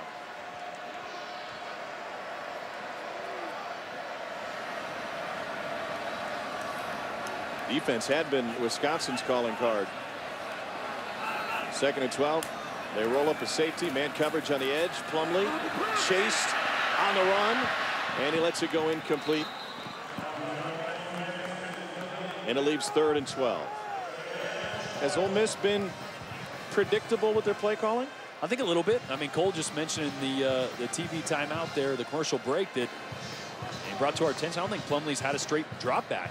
And so when you get into that situation, A&M keeps pressuring the edges, you end up running right into that pressure. Whereas maybe if you keep him inside the pocket, go against kind of what you've been doing, you maybe allow him to have a cleaner throw, as they do right here. Zero coverage, and that one is incomplete. Here comes a flag.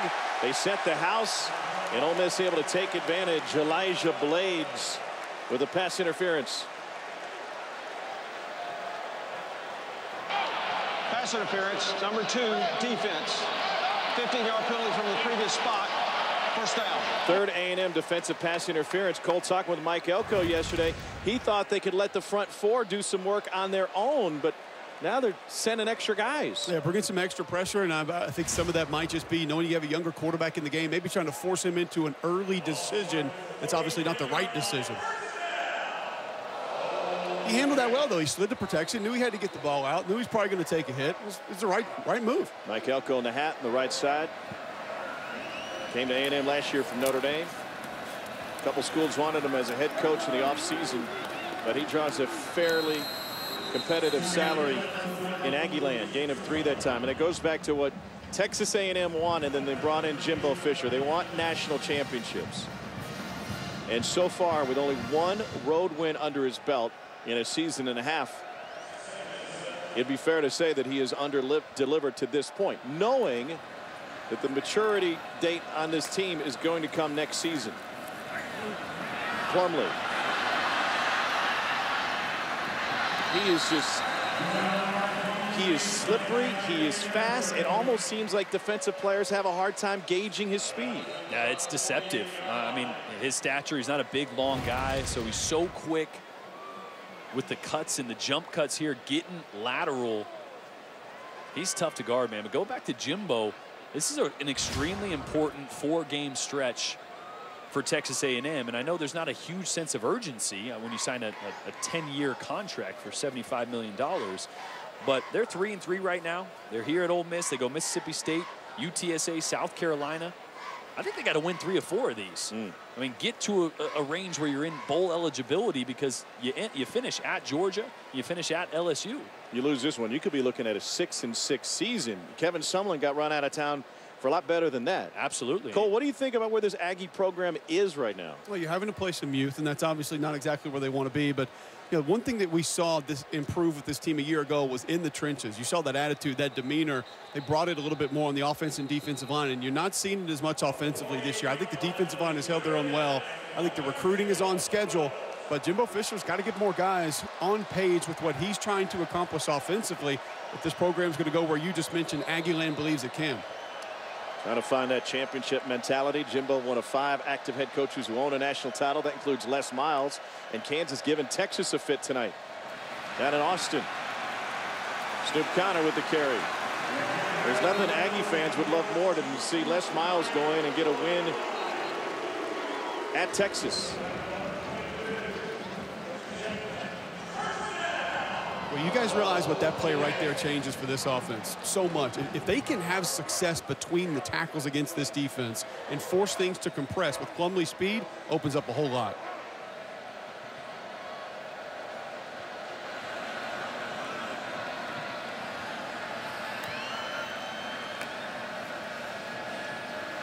Plumlee takes it between the tackles, only finds a couple. How important is it in a QB run game to have him threaten between the tackles? Because obviously he makes his money on the perimeter. Well, it's huge. I mean, it's huge to set up the pass game, too. The RPOs, those only work, the run-pass options, if you threaten between the tackles. You get those linebackers to step up and you open those windows on the outsides, but haven't seen them go to that. I want to see the run-pass option from Ole Miss where Plumlee sticks it in the running back's gut and he can pull it really quick and get an easy throw.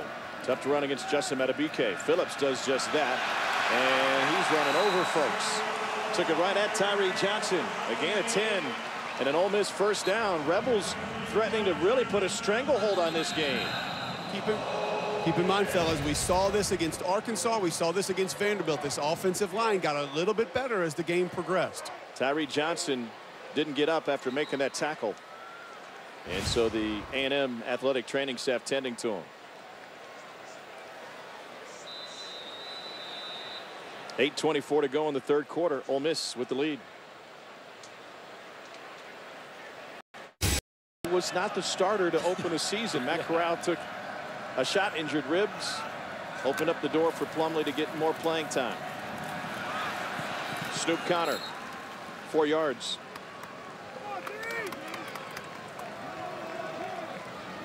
I think one of the reasons we're seeing a lot of success for Ole Miss between the tackles here, they do a lot of counter schemes. So they have a lot of misdirection between the tackles, pulling guards, getting linebackers flowing one way, cutting back the other way. That makes a linebacker start to play real hesitant.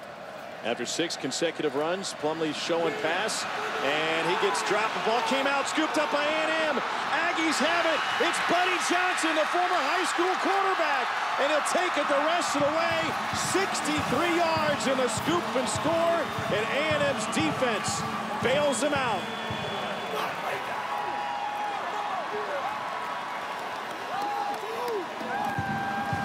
Ole Miss had so much momentum on that drive. That right there shows the youth of John Rice Plumlee throwing the football. Normal drop back, stayed in the pocket. He's got to stay there. He does not have to vacate the pocket just yet. And if he does, he needs to run away from pressure to his left. A lot of young quarterbacks gravitate to escaping the pocket to your right. He escaped right into traffic. That's what led to that fumble. And let's see, was it out? Got to get 2 hands on the ball there. Yep. Got to get 2 hands on the ball. Looked like Madubuike may have been the one that stripped it. Point after is good. It looked like Ole Miss was getting ready to put a stranglehold on this game, and just like that, Buddy Johnson with a 63-yard fumble return touchdown. And the Aggies not only have the lead, they've got momentum. Freshman put it on the ground, Blades stripped it out, and Buddy Johnson puts it into the end zone.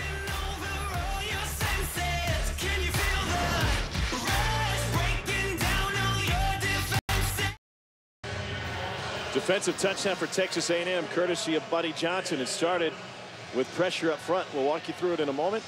A&M with a 17-14 advantage. Elijah Blades, junior college transfer, key part of Jimbo Fisher's defense, and Matt Luke knows that momentum swung on one play.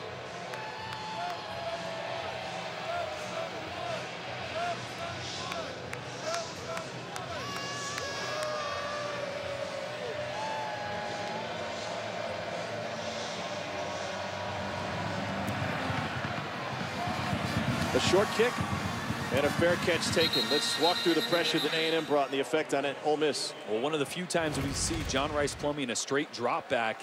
And watch this. Look at the pocket he has right here. Look at this pocket. Now he's getting a little pressure from Madubuike right here, but if anything, he's got to step up in this direction. He runs towards the pressure. Elijah Blades actually running past the football. That's just a young quarterback reverting to what he's used to doing, which is scrambling to his throwing arm, scrambling to his right. Left the pocket a little early, eyes getting down when pressure's coming. Those are things he'll learn, but a crucial mistake at a crucial time in the game when they could have really made this tough on Texas A&M. That was the first A&M fumble recovery touchdown against a conference opponent since 2012 against Arkansas. Ole Miss trying to reclaim that momentum. And a toss to Tylen Knight, sophomore from down in Pearl, Mississippi. You know, one of the first times we sat down with this Ole Miss staff and talked about John Rice Plumlee, they mentioned his leadership. Yeah. The intangibles. Obviously, there's a lot to talk about with his skill set, but right now, this Ole Miss team needs his leadership. These type of mistakes need to not faze him. As a young quarterback, that's tough sometimes, but he's got to rally the troops right now. They're all looking at him. He's only got a few games under his belt, but right now is a huge moment. as you see him trot to the sideline and they play QB carousel once again. Talked to Plumlee about leadership yesterday. He said, I knew it was important. It's always been important in football. Before the Alabama game, I stepped up to my guys, especially the upperclassmen. He said, I'm here. I am all in. We're going to go get this thing. It's a strange situation for Ole Miss, a sense of urgency to get to a bowl game for the upperclassmen while also playing so many youngsters. Corral lobs it. It's incomplete, and it's a flag.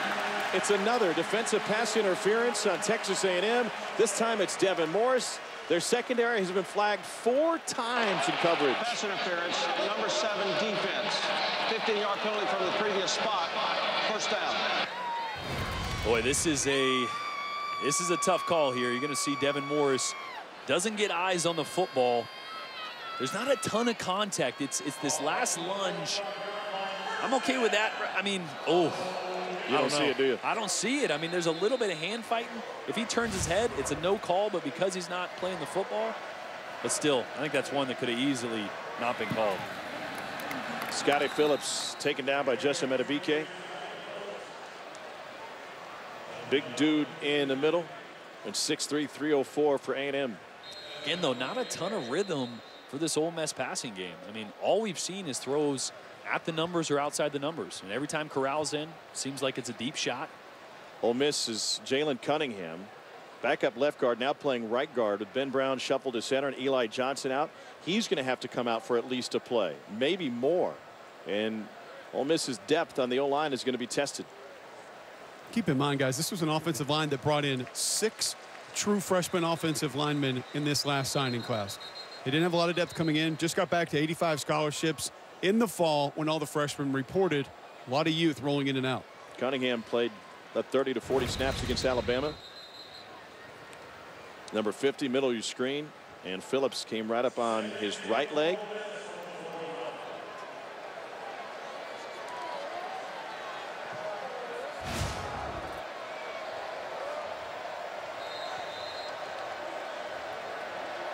John Rice Plumlee out of the shotgun. Quarterback draw. And he is not just fast, but he's also strong. 8-yard run up the middle. And Rich Rod going back to that unbalanced set, 4 receivers to one side. Trying to play 5-on-5, really. Vacate the box, get a body on a body, and let John Rice Plumlee try to find a lane, and he did. And now it's a 3rd and short. And I expect one and the same here. Chandler Tuitt is the new right guard for the 2nd straight play now on a 3rd and 2. Safety coming up. And they got the 2 they needed. It was Scotty Phillips. Line judge's right foot is right at the unofficial yellow marker. They'll say no gain now. It's 4th down. Interesting spot. I mean, from up here, it looks like he had it. Offense staying on the field. 4th and short. They're going to bring Snoop Conner in. His knee does go down early. That's actually a really good spot. It was just short of the 45-yard line there. Ole Miss 8 of 18 on 4th down. 2 running backs and a running quarterback. And a bad snap. Ball scooped up. They'll pick up the 1st down and more. Snoop Conner off to the races. Just like you drew it up. He remembered his green hat this time. It's a 34-yard run off of a poor snap. We mentioned just a few plays ago, Jalen Cunningham, the left guard, going out of the game. There's been some shakeup on this offensive line, and this snap by Ben Brown never gets off the ground. He started the game at right guard. Now, he's played a lot of center, but he started this game at right guard, now playing center. Phillips hit in the backfield by Madubuike. No gain. Shoots a grounder back there, and Conner does a great job. Conner looked more like Kessinger scooping that one off and going. You know what's great about that? He picked it up and hit the hole that was going to get hit anyway. I mean, there's some awareness right there. I will say this. It's a little misty down here on the field as well, so there's a little slight drizzle that's beginning to come down. What are you saying? The center needs a hand towel? He's got one on his right hip. On a foggy night in Oxford, 2nd and goal. Very slow developing run by Scotty Phillips. No gain. That'll bring up 3rd and goal from the 10. Here's where, if they want it, Ole Miss is going to have an opportunity to find Elijah Moore or one of these other receivers on a slant route. A&M is loading the box. They're going man press on the outside. They got a chance to win in one-on-one coverage. Plumlee can't escape Texas A&M and Davin Morris. That is a complete bust. I'm pretty sure that Elijah Moore in the slot is supposed to either come back and get this ball from John Rice Plumlee or fake the reverse. Look at Plumlee's looking for, yeah. I mean, and Elijah Moore came after the play, looked to the sideline, put his hands up. I think that was a complete bust. 35-yard attempt for Luke Logan. He's already made from 50 tonight to tie the game. Whoa! A&M got a piece of it. And the Aggies will watch it get into the end zone. Ole Miss can't connect. They had 1st and goal from the 10. They get nothing out of it.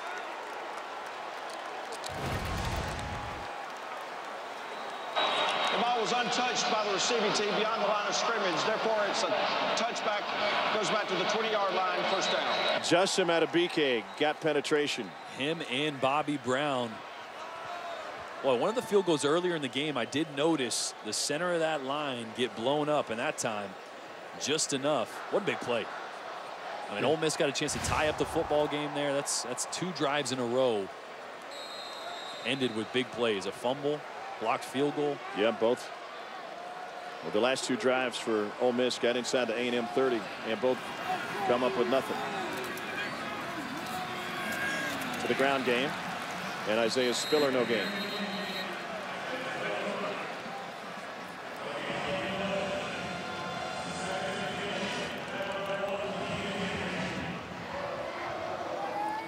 If I'm Mike McIntyre, the defensive coordinator here for Ole Miss, I might start dialing up some pressure. Kellen Mond is blitzed and pressured and under duress more than any quarterback in the country. Just completes over about 40% in those scenarios.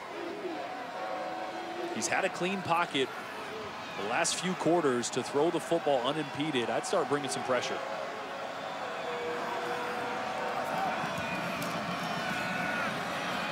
They don't this time, and Mond sees a hole open up on the right side. Jacquez Jones finally brings him down after 7.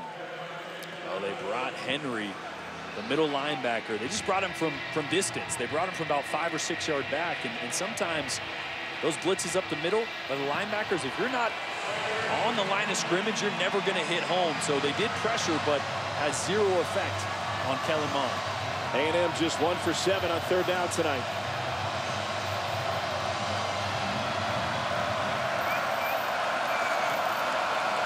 In a swirling fog befitting of Faulkner's grave, which is just around the corner.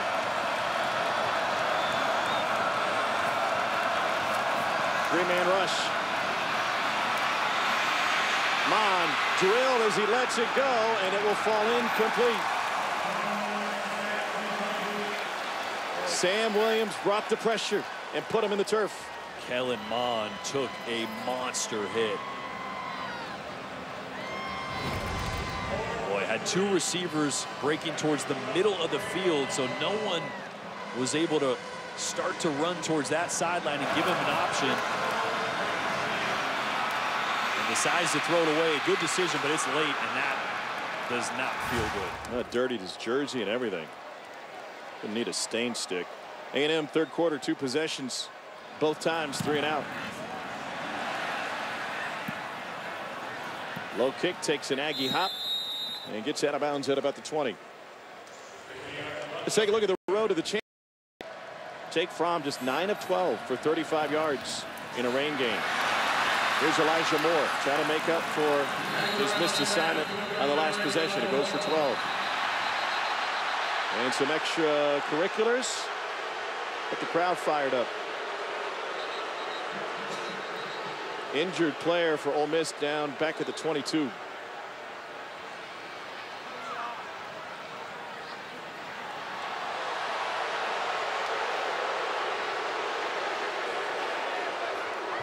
It's Ben Brown who replaced the injured center Eli Johnson.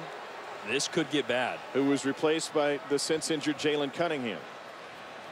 Not many teams are prepared to go to their third center. And with Ole Miss operating almost exclusively out of the gun, that gets dangerous. Third string center, thinking about blocking assignments, trying to get that ball back quickly and accurately so they can operate the quick zone read.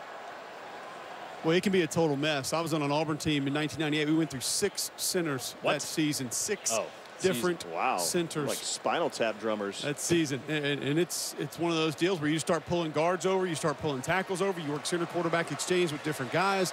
In practice, we had the film crew coming out and filming quarterback snaps and hand placement from the quarterbacks. It's not something that's really easy to deal with, especially live in the middle of a game. Eli Johnson has his helmet on again. Watch 55 Brown. Just gets folded up on there, working on Justin Matabike. So Eli Johnson has returned to the game.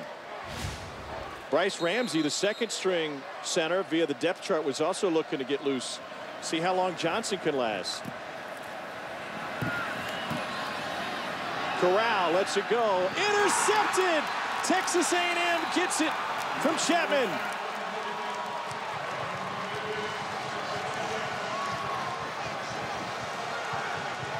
I do not like the play call here. And just Corral's in the game. They're taking deep shots. You roll your quarterback to his left, and you're trying to throw an inside slot fade. That is a difficult throw. Sideline warning. Texas A&M. Their first warning of the half. First warning of the game. 1st and 10. A&M.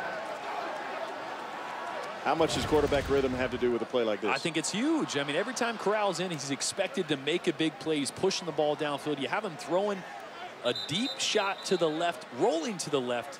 As a right-handed quarterback, you're not going to be accurate. You don't practice that often enough. So it doesn't surprise me that he leaves that inside. DB makes a great play on it, but I don't like the play call for starters. Clifford Chapman with the pick. At what point are we going to see Ole Miss go against those tendencies? Like we talked to Rich Rod about. We haven't seen that yet. Yeah. So he's been predictable without the counters that he was hoping to use or promising to use. Mon with a bullet to the edge. That's good for an A&M first down. Pickup of 11 to Jamon Osborne. Tell you what, with the clean pocket, there's not many guys more accurate than Kellen Mond, and that's just really been the issue, is how frequently Texas A&M can keep 11 upright and give him space to throw, because he is as accurate as it gets. It just has been so inconsistent. The pressure, the blitz, the pocket. On a foggy night in Oxford, Mississippi, we've got a one-score game headed to the fourth quarter. A&M 17, Ole Miss 14. This one coming down the wire. Vaught Hemingway.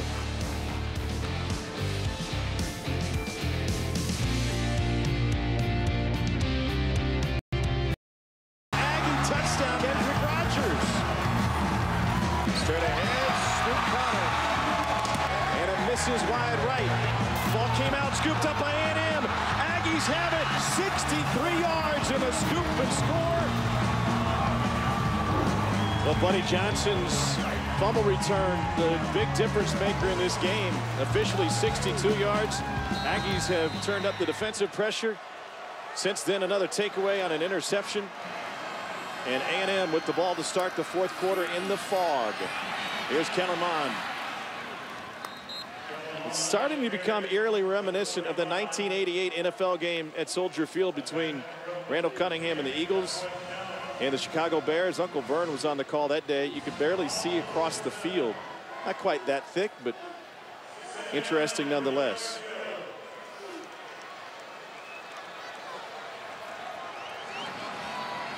Second down 3.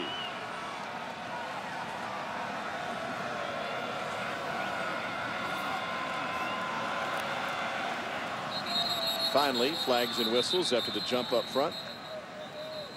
Benito Jones owns over 100 head of cattle. Still eats steak. Like it. He doesn't eat as much steak as you, though. No. And watch out for that gout. I'm chasing it. A little red on red. Benito Jones already has his degree from Ole Miss. Nobody better in the SEC than tackles behind the line of scrimmage, and this is how he keeps busy. Runs a family farm, been doing it since about kindergarten. When he got into the business, took it over for his late father. And so down at the stockyard, they don't know me as Benito Jones, the Ole Miss football player. They know me as Benito Jones, a cattle farmer. Literally bought 120 head in fall camp. He's going to sell them this spring. And he's not passively doing this thing. Yeah, I don't hear Bessie complaining about name, image, and likeness, do you? No. She should. She should. Same with whoever the Bluebell one is. Right. They use her picture all over the place. The spot in question is correct. First down. It's like Jerry West. Jerry West is getting some, from the NBA. So, come on, man, I'm the logo. Who's the cow that was the Bluebell? Pay that. That's a great point.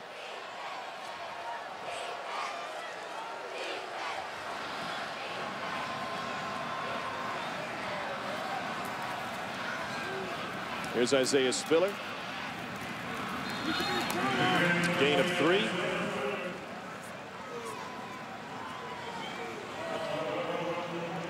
A&M starting to do some ball control. Start to slow this game down, but we'll say you can't just get into a situation here where you're going to be okay with 3. You're going to win this football game by scoring touchdowns. Ole Miss, yes, they've made some mistakes, but they are as explosive as it gets in college football. They can score at the drop of a hat. So important that A&M takes time off the clock, but they got to try to get 6 here.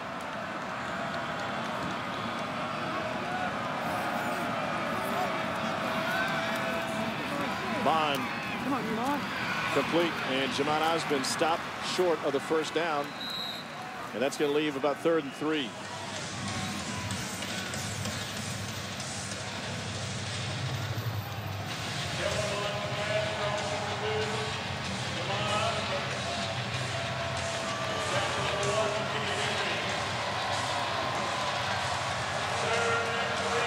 Aggies 1 of 8 on 3rd down this evening. Me. 2 tight ends in the game. Ole Miss going to load the box. Is this a Kellen Mond running situation? He's averaging just 3 yards a carry tonight.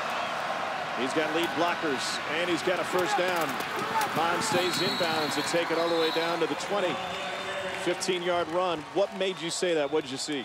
Well, just watching film, when they get in this unbalanced 2 tight end set, you create problems with leverage. And if you throw the quarterback run in there, you see tight end. You got 3 bodies over here, and they're not accounting for the quarterback. You also have a running back there that can be a lead blocker. So you have 4 athletic guys that can get on the edge because your quarterback is running the football. Kind of like really where they found the most success tonight is Kellen Mond and his legs. First charge timeout, Texas A&M. A&M uses a timeout, kind of like what we were talking about tonight with John Rice Plumlee, learning how to count. Damian Craig getting it from Jimbo Fisher. They have to use a timeout here for the 3-point lead. To come here to Oxford, that's a painful tattoo.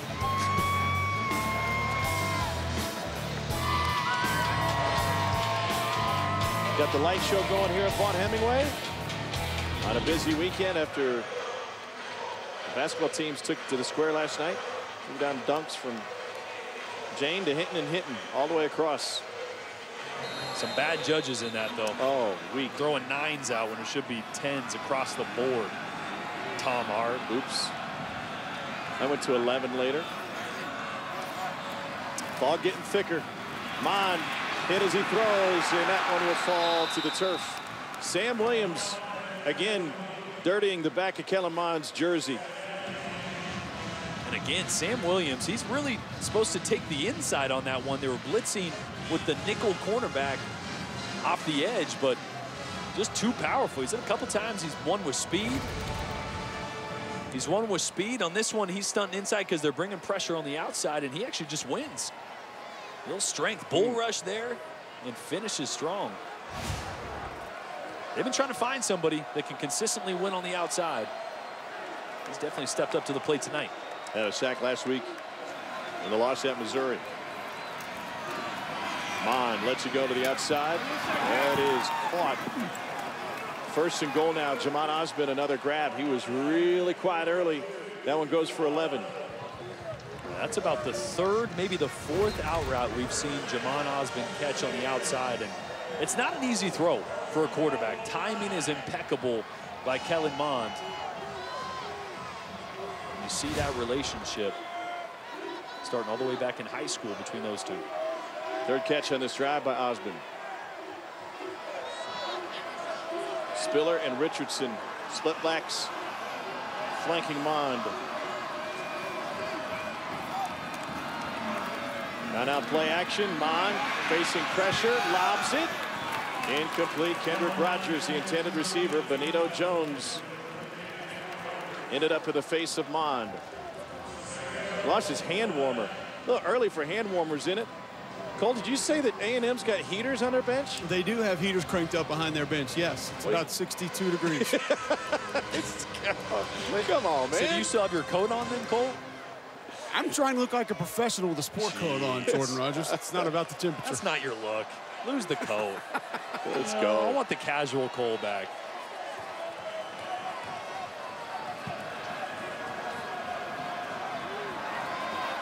Second and goal for A&M. They got all sorts of discombobulated before the snap. Before the snap, false start, offense. 5-yard penalty, still second down.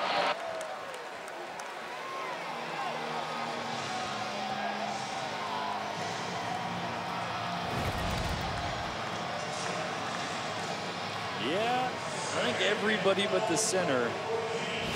Maybe the left guard were ready for that one. They had a great look there. Courtney Davis was going to run a corner route from the inside in a 3-by-1 set. Now they move Davis back to the slot at the top of your screen.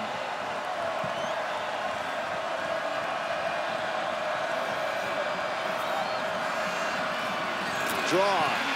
Mond corralled and dropped by Sam Williams.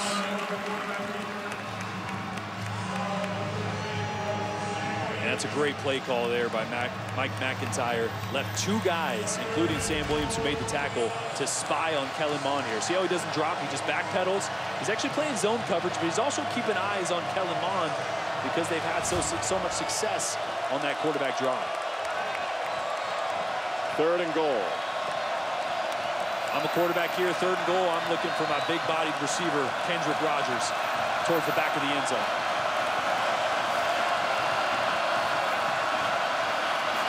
Mond looks right, fires incomplete, no flag. Osmond had to go over his head. Keedron Smith with the coverage. Took the one-on-one matchup on the outside, tried to throw a jump ball. When it's a line drive, that's tough. The receiver's got to be able to time it just right. You'd like maybe for him to take a little bit of velocity off this throw, leave it on the field so Osmond has a chance to make a play. Good coverage. 28-yard attempt for Seth Small. He's already made from 24.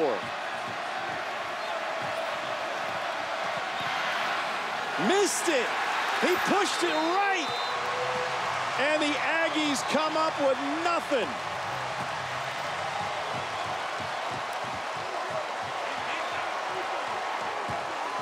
That is the first miss inside the 40 this season for Seth Small.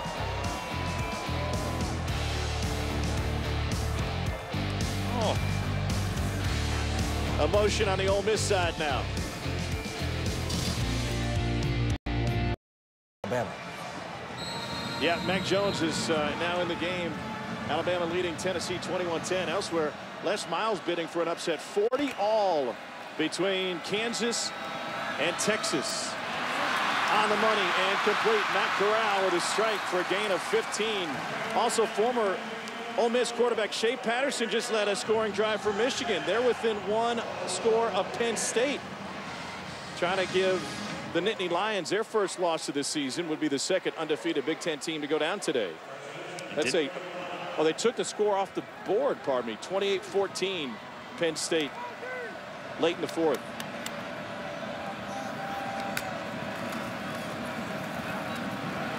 Scotty Phillips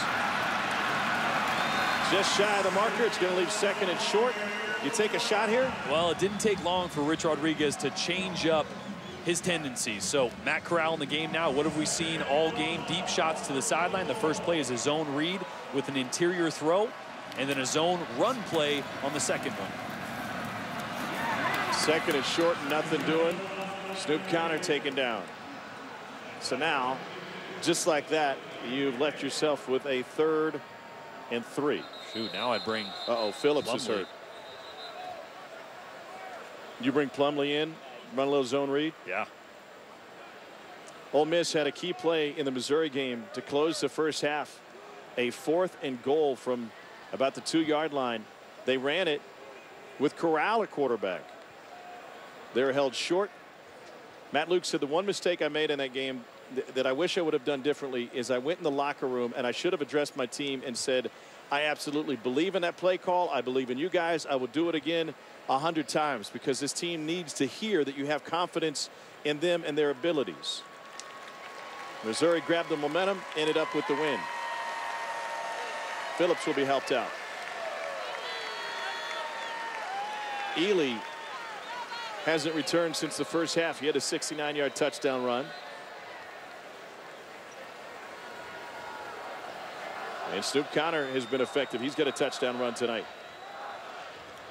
Now, don't forget in these situations, we easily put these quarterbacks in boxes, but Matt Corral is mobile. Yes. And he's not as dangerous as John Rice Plumlee, but he can operate the zone read. He did last year. He did early in the year, so he's still a threat to run. Comes from a tough family. His dad is a Marine, served in Afghanistan. A couple tours over there. California kid is brimming with confidence. On 3rd and 2, they want him to throw against a blitz. He lobs it down the side. It is incomplete. And Ole Miss now looking at 4th and a long 2. Just don't like the play call. And that's why I would have said I'd brought in John Rice Plumlee. Now look, I haven't been an offensive coordinator and don't have the credentials or the experience that Rich Rodriguez does, but the way Plumlee's running the football, 3rd and short, I like him in the ball game. Aeneas Smith up the sideline, now back towards the middle, and he gets tripped up by the punter, Mac Brown. 44-yard punt, 26 on the return. 17-14. Texas A&M with the lead here in Oxford. What a sight. I mean, I'm here for the lip sweater all day. All here for it. You got a mustache like that, you don't want those hands. What? You know, just that you don't mess with a guy like that. You got a mustache like that. You don't want those hands. Don't catch those hands. You buy him a beer and say, yeah, you're better than me. Kellen Mond at Texas A&M with 8:50 to go. And Cordarian Richardson, sophomore from just up the road of Memphis by way of UCF, picks up 4.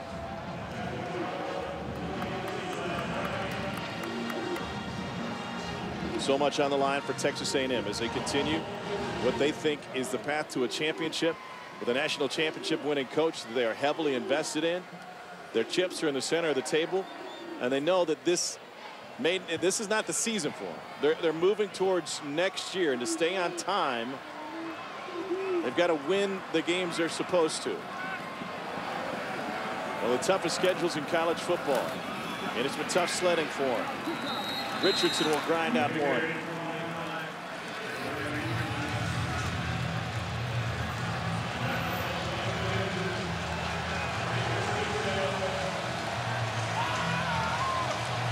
Ole Miss platooning here, bringing in 6 new bodies. Get the starters back out there for this key 3rd and 5.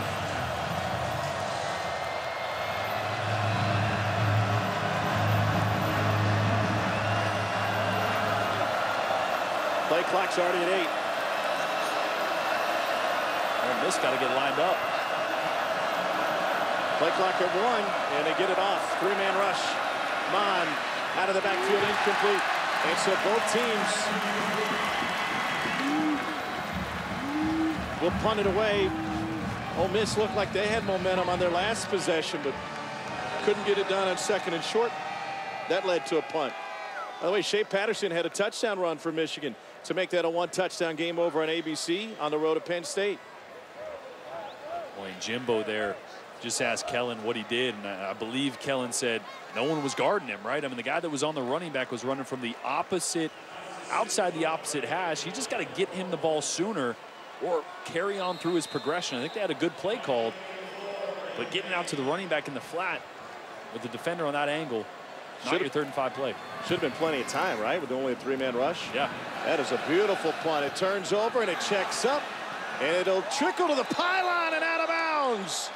What a fantastic job. A 55-yarder from Braden Mann, the reigning Ray Guy Award winner. Shane Leckler, the 9-time Pro Bowler, will be pleased with this one. That guy's the man. Punter U.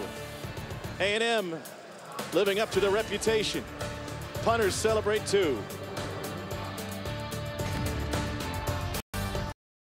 The U.S. men's national team in Canada last week. A lot of missed kicks. And also John Rice Plumlee putting the ball on the ground. Officially a 62-yard fumble return for Buddy Johnson. Aggies grabbed the momentum in that one. Logan had a 35-yarder block. He's also missed from 50. It was Justin Metabike who got in there. And now Mann's punt has pinned Ole Miss deep. Matt Corral, the passing quarterback, is in. Another deep ball down the sideline. Same play call. Generally the same result. Sanders, the intended receiver. I mean, it's a little perplexing to me. It had opportunities on a few of those, but that's your call? Coming out? He did get the sprint out away from the pressure, so that's a bonus. Yeah, but you're sprinting away from a vertical down the left sideline. Not a post, not an in-breaking route, a vertical. That's a low percentage throw there. Corral just 3 of 8 tonight. They're trying to run it out of the end zone. They do. Soup Connor will give him a little bit of wiggle room.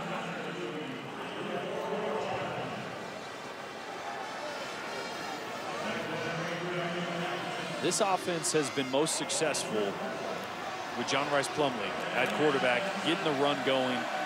Corral pressure, pushed out towards the back of the end zone and incomplete. Had a wide receiver there, but it'll be 3 and out. Was outside the tackle box, threw the ball beyond the line of scrimmage. There is no foul for intentional grounding. 4th down. Ole Miss wanted to get this play going quickly with A&M unsettled, but they were unsettled that direction.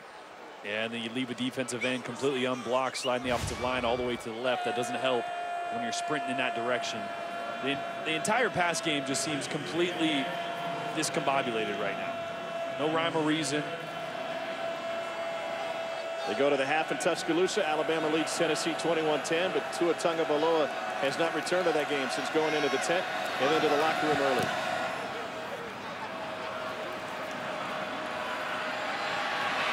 Anais Smith gets tripped up and dropped at the 45-yard line. 55-yard punt, 4 on the return. 17-14, A&M leading Ole Miss. And the mist has now worked its way into the booth. And the passing game missing for Ole Miss. What can they do to fix it? I think they need to get John Rice Plumlee back in the game. And I think they need to continue to lean on running with him, adding an extra blocker to the point of attack, and letting him throw the football. I mean, they really haven't attacked the middle of the field. They haven't got wide receivers running in space, short, easy throws. So they've kind of been hot or cold throwing the football and running in general on offense. Is the Rebels' offense good enough to strike fast with just the QB run game? And with John Rice Plumlee there? Absolutely. I mean, John Rice Plumlee is right now with Ely out. Did Phillips come back in the game? I'm not sure, but right now he's your most talented player with the ball in his hands. Give him that opportunity. He's earned it, and I think your offense is at its best when he's got the football.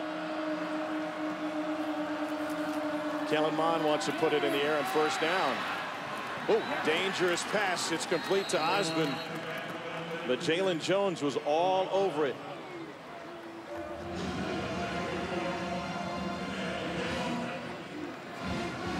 Jimbo coming out throwing on 1st down with the lead. And a little late on this throw, double pumps it, but has enough velocity, and that's a great, strong catch by Jamon Osmond on the outside. He's a big, impressive receiver. You see this guy in person, shredded, 0 body fat, big hands. Mon bottled up immediately. He squirts free. And he's able to pick up the first down.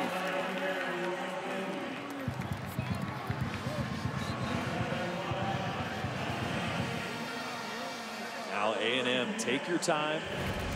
Milk this play clock. This run is stopped initially. Mond does a good job of being patient here. A second opportunity, bounces it to the outside and stays in bounds. Great job of staying in bounds there, taking on the tackler instead of very easily just stepping out of bounds and stopping the clock. Aggies had to struggle through a neutral site win against Arkansas a couple weeks ago. Here on the reverse, it's Courtney Davis. Davis has nowhere to go. Jaquez Jones had it read the entire way. It's a loss of 6.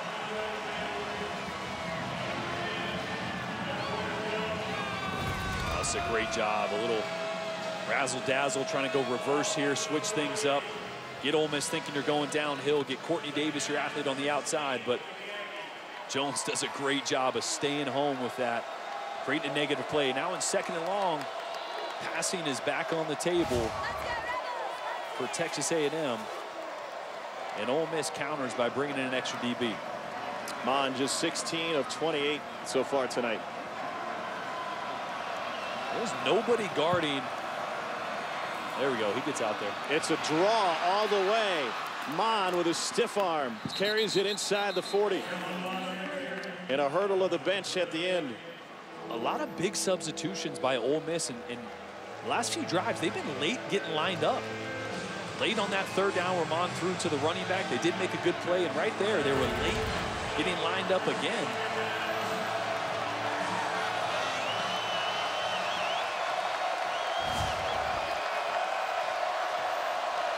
Aggies 2 of 11 on 3rd down. Because Mond has been using his feet, I wouldn't be surprised if Mike McIntyre has a few linebackers spy Kellen Mond, drop in coverage and keep an eye on him in a 3rd and medium. Aggies will use a timeout with the play clock winding down. They ran 3 receivers on late. Second timeout. And Ole Miss did not make any changes on the defensive side. Lots going on tonight. Let's get you to the studio and Dari. Guys, how about the Les Miles impact? Kansas trailing Texas by 7. Touchdown in the closing minute of the ball game. Les says, you know what? Let's go for 2 in the lead. And Carter Stanley completes the pass. They lead by 1. Texas is driving on about the 20 as time is winding down. Texas is 8-0 all-time at home against Kansas. They've never won by less than 14 points. And now the Jayhawks have put up their most conference points since 2010 against Colorado. What a day. Wisconsin going down. Texas. That Penn State-Michigan game is coming down the wire, too. And Tua Tagovailoa is seemingly injured.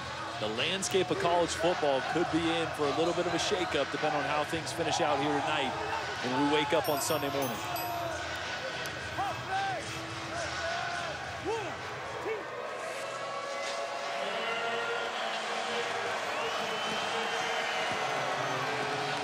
Out of the timeout, 3rd and 6.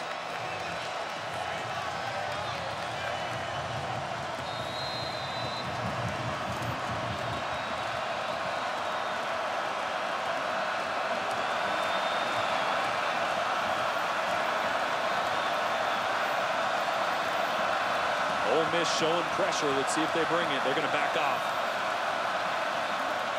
Mond running. Mond, first down. He seems to be able to see the hole even before it opens. Wow, and I mentioned, is McIntyre going to spy any of these linebackers? You're going to see there's nobody right here. Jaquez Jones, the linebacker that's supposed to be right there, is guarding the slot defender outside, which leaves nobody on Mond. Yeah, not a called draw that time either. Offensive line blocking straight up pass protection. Mond just saw a vacated box and took advantage of it. 3.5 minutes and counting. That's where Mike McIntyre might start using some defensive timeouts. We talked to him about it yesterday. Isaiah Spiller with a couple.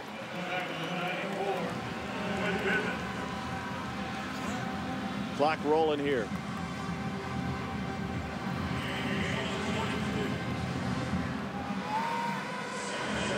If Ole Miss can hold them to a field goal, then they're going to need some clock left. Yeah, they can't stop them from a touchdown. Be a moot point. A&M in this heavy set, 2 tight ends and a fullback in the game. Ryan Rennick, one of the tight ends. Weidemeyer, the other. They run behind Weidemeyer, and they got a first down and more. Spiller, touchdown, Texas A&M. 22 yards.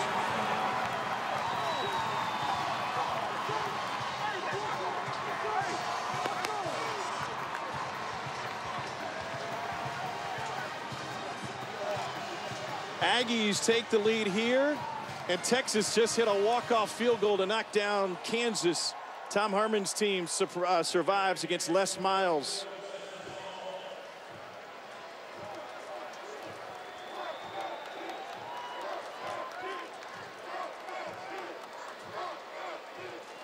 Seth Small for the point after. It's good. 10-point A&M lead with 2:34 to go. You can see Charles Wiley on this play. He's got contained. He's going to start in and just doesn't get back outside to stop contain here. Does a good job at first, but you got to see this coming. Got to get back outside off that block as quick as possible. Hangs on the block a little too long and isn't able to come off and get Spiller in time. Kind of wondering if Lakia Henry was supposed to replace over the top. Rest of the defensive line seemed to be slanting, at least on the move, a little bit to the left side. Did not get a replacement defender over the top to take contain, like you said, Jordan. Yeah, I think there was a little split zone action. Was there? I think there was a little misdirection, which might be why Henry was a little slow getting to the outside there. What do you think about this performance by Kellen Mond?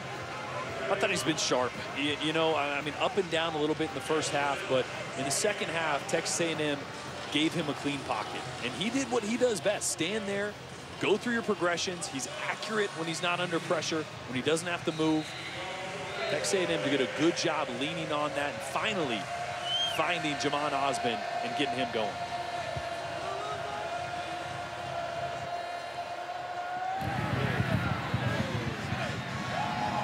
The Rebels need some big plays. Try to get it started with special teams, and Jalen Jones gets tripped up at the 16-yard line. Tell you what, the biggest difference for Texas A&M tonight is the balance. 168 yards rushing. They came into the game only averaging 80 against FBS opponents and 172 passing. That's a great formula for them. You maybe want to be a little more explosive in the pass game, but when you can be that balanced, that is how a Jimbo Fisher offense is successful. It starts with the run game. You don't have that piece going upstream. Let's talk about the Rich Rodriguez offense now. Down by 10, Matt Corral in the game. If they're going to be pass happy now, how can they be more efficient or effective, I should say? They got to attack the middle of the field. I mean, I know it's late, but Texas A&M is going to be playing outside leverage, protecting the sidelines. Leaping catch made for a first down by Elijah Moore. And a great job there on a corner route by Elijah Moore. Great catch. But again, you still have enough time, and you need a couple big plays, so the middle of the field is not out of the question. Got to give your guys a chance to run after the catch. Rebels can stop the clock 3 times. We're down 2 scores. Corral flush from the pocket, and he's going to take a sack. Taken down at the 22-yard line. Clock rolling at 2 minutes. Matt Luke will not use a timeout here. Andre White Jr. with the sack. It's a loss of 12. Now finally they use a timeout.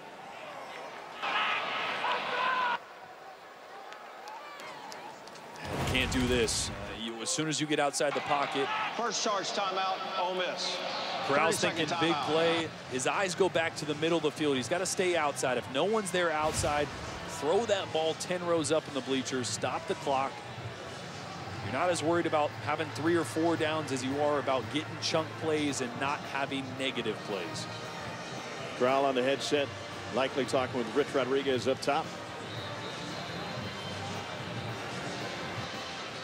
They're looking at a 2nd and 21. Rich Rod in the hat, and he is fired up.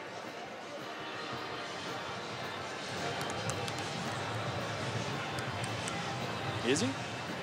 Ooh, can we plug into that? That would be entertainment. I don't know who's on the other end of that, but that couldn't have been fun. On 2nd and 21, they go over the middle.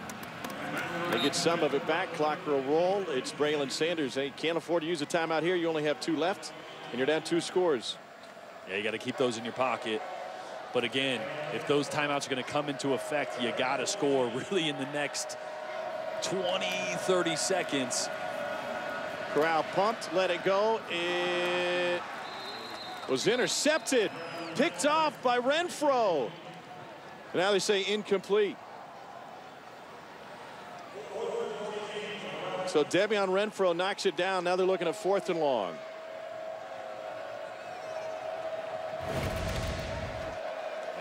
Corral tries to squeeze it in that honey hole below, right above the flat defender, in between the safety. Now you got to get enough time. Texas A&M looks like they're just going to rush 3. They flush him. Corral escapes, and he gets to the marker. Fresh set of downs. Clock will stop for a moment. 1:24 to go. That's dangerous. That's a really good job, but to your point, he's not just a passer. He is mobile. He is mobile, absolutely. He can make those plays for you. Not as dynamic as a John Rice Plumlee, but in these situations, they need the arm of Matt Corral.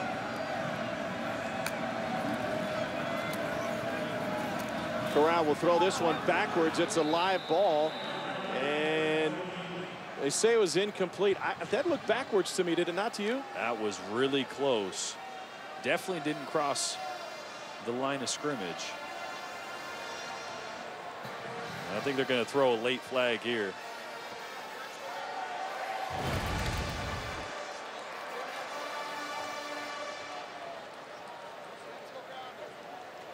He was at the 40. That thing landed.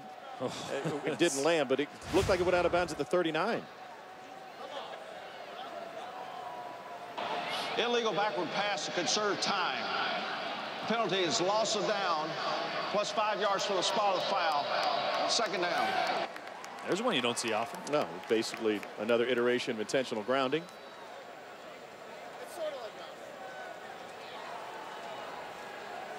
.119 left on the clock. 2 timeouts left.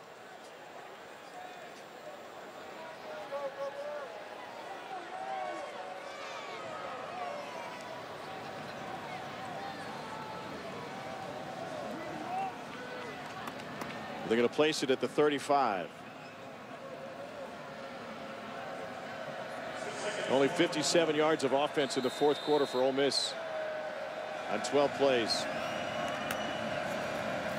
4-man rush. Corral quickly to the outside. Catch made. And Corral took a shot.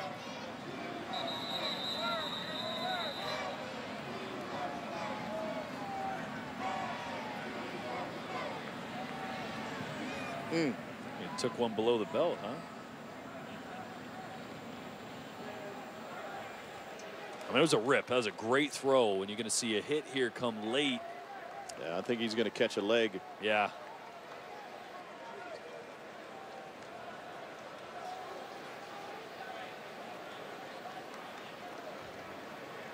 He's in some pain. You mentioned earlier, though, he's a tough kid.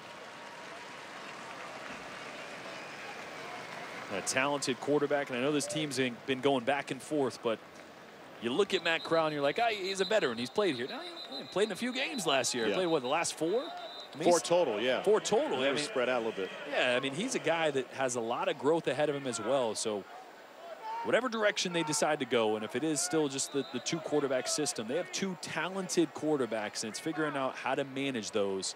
I think tonight they played too much into the tendencies of the strengths of each.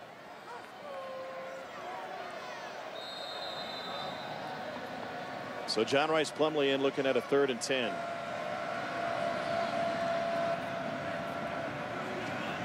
See what Mike Elko has drawn up for A&M.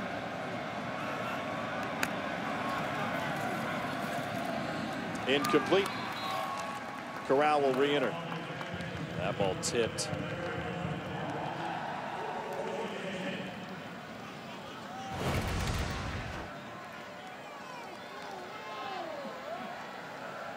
Looked like it might have been a little high anyway. 4th and 10. I'm Matt Corral. I'm looking in the direction of Elijah Moore, which he does. First down for Ole Miss. 102. So Corral caught his breath. 4 wide here, down 10, under a minute to go. Shovel pass, it is hauled in by Snoop Connor after a bobble. Another Ole Miss first down on consecutive plays. Clock stops for a second at 48. Now you got to take a shot in the end zone. After this, to stop the clock, you got to take a shot into the end zone. Name we haven't called tonight, Jonathan Mingo, their true freshman receiver on the outside, is a big body guy, 6'3", 6'4". Got to get him involved more consistently. Just one reception, actually no receptions last game. Talented. At times he's been a go-to guy, and at times he disappears. Here in man coverage, I'm taking a shot. Corral looking for him, and now he dumps it out to Connor. Got a stiff arm. He gets tripped up inbounds. The clock will run 35, and Matt Luke uses a timeout here. And they've got an injured player, Debian Renfro, for Texas A&M. Corral initially looked in the direction of Mingo, but he got stymied at the line of scrimmage. And with pressure, Corral did a great job of just getting the ball out of his hands. Pretty big collision on the sideline there. Corral 9 of 18, 124 yards. This is an injury timeout and not a charged timeout. Ole Miss gets a timeout back. That's huge. Injury under a minute. Calls for a 10-second subtraction. Ole Miss will decline the 10-second subtraction, and the game clock will start on my snap. Renfro looked like he took a knee to the kidneys. Penn State has held off Michigan. Nittany Lions remain undefeated. 3 Big Ten teams to this point undefeated, along with Ohio State and Minnesota. It's one big ouch. Oof. He gets shoved into that too. Yeah. It's like the dance floor at the library and Mustache is playing. Full contact. I wouldn't know what that Tonight's looks like. the night. Tonight's the night, buddy. Let me tell you. Paint the town.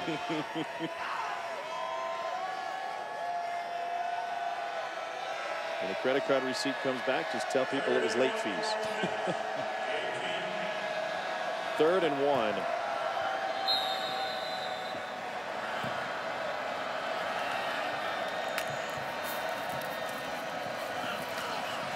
Swings it out to Connor. Needs a first down.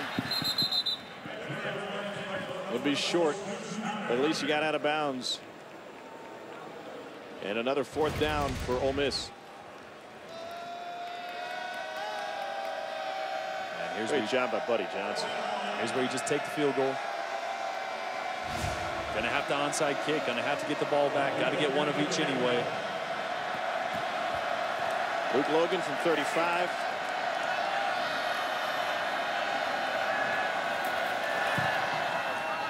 Had one blocked a while ago, and he pushes this one through.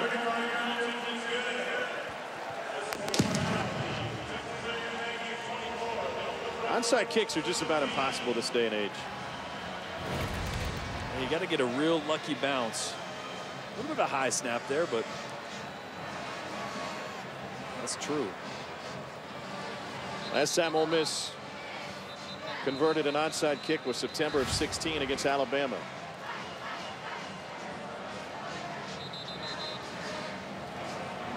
Was that the game Katy Perry was waving corn dogs?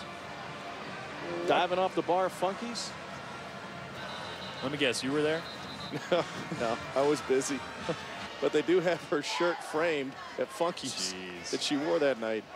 Is that when she was on game day? Yeah. I have confirmation that was 2014. Oh, my bad. Oh. Fair enough. Cole was there. Yes. Yeah, shirt off, top of the bar, until he got kicked out. These onside kicks used to be a lot easier when you could one bounce them, you know, drill them into the ground and get a high hop. Now you got to get one that just dribbles and kicks off that 2nd or 3rd bounce. And you can still take a fair catch on that high hop. Yeah. There you go. That's a good one. And Ole Miss punches it forward. The Rebels can't quite get it.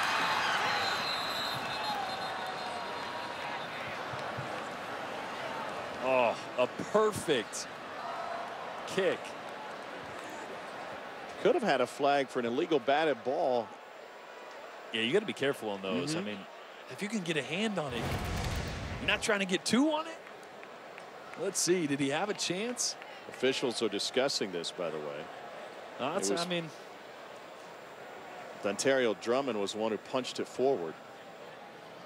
And Mingo couldn't quite chase it down. he definitely can't get two hands in there and try to catch it. So he does a good job just at least trying to break it up and just gets a bad bounce at the end.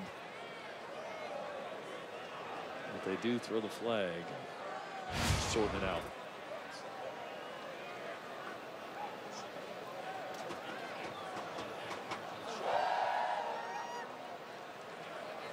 Well, with 22 seconds left, unless this is a procedural penalty on Texas A&M, which doesn't look like it is, then the flag is generally irrelevant. Yep.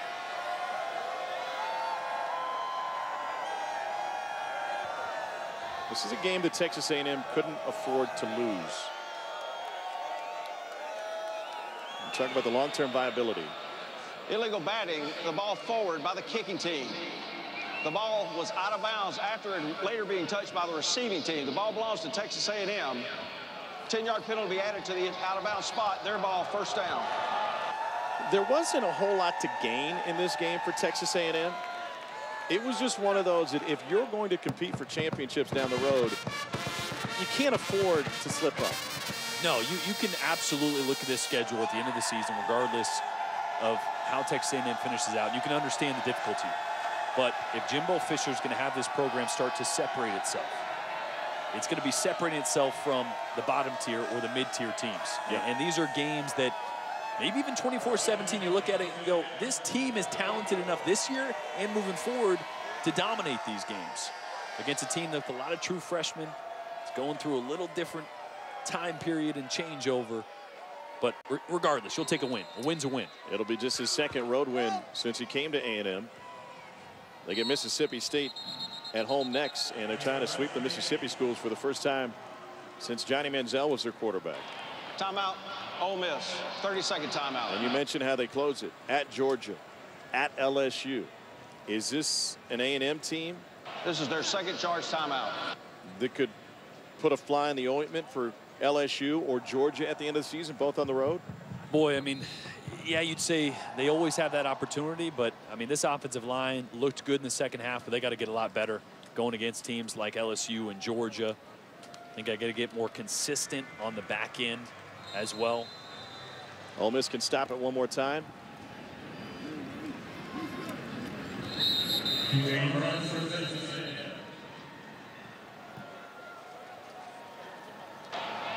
Third and final charge timeout, Ole Miss, 30-second timeout.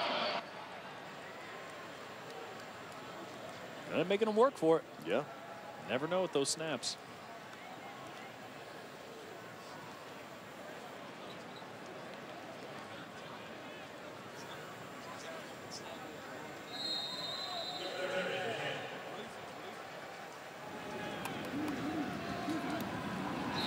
And that'll do it.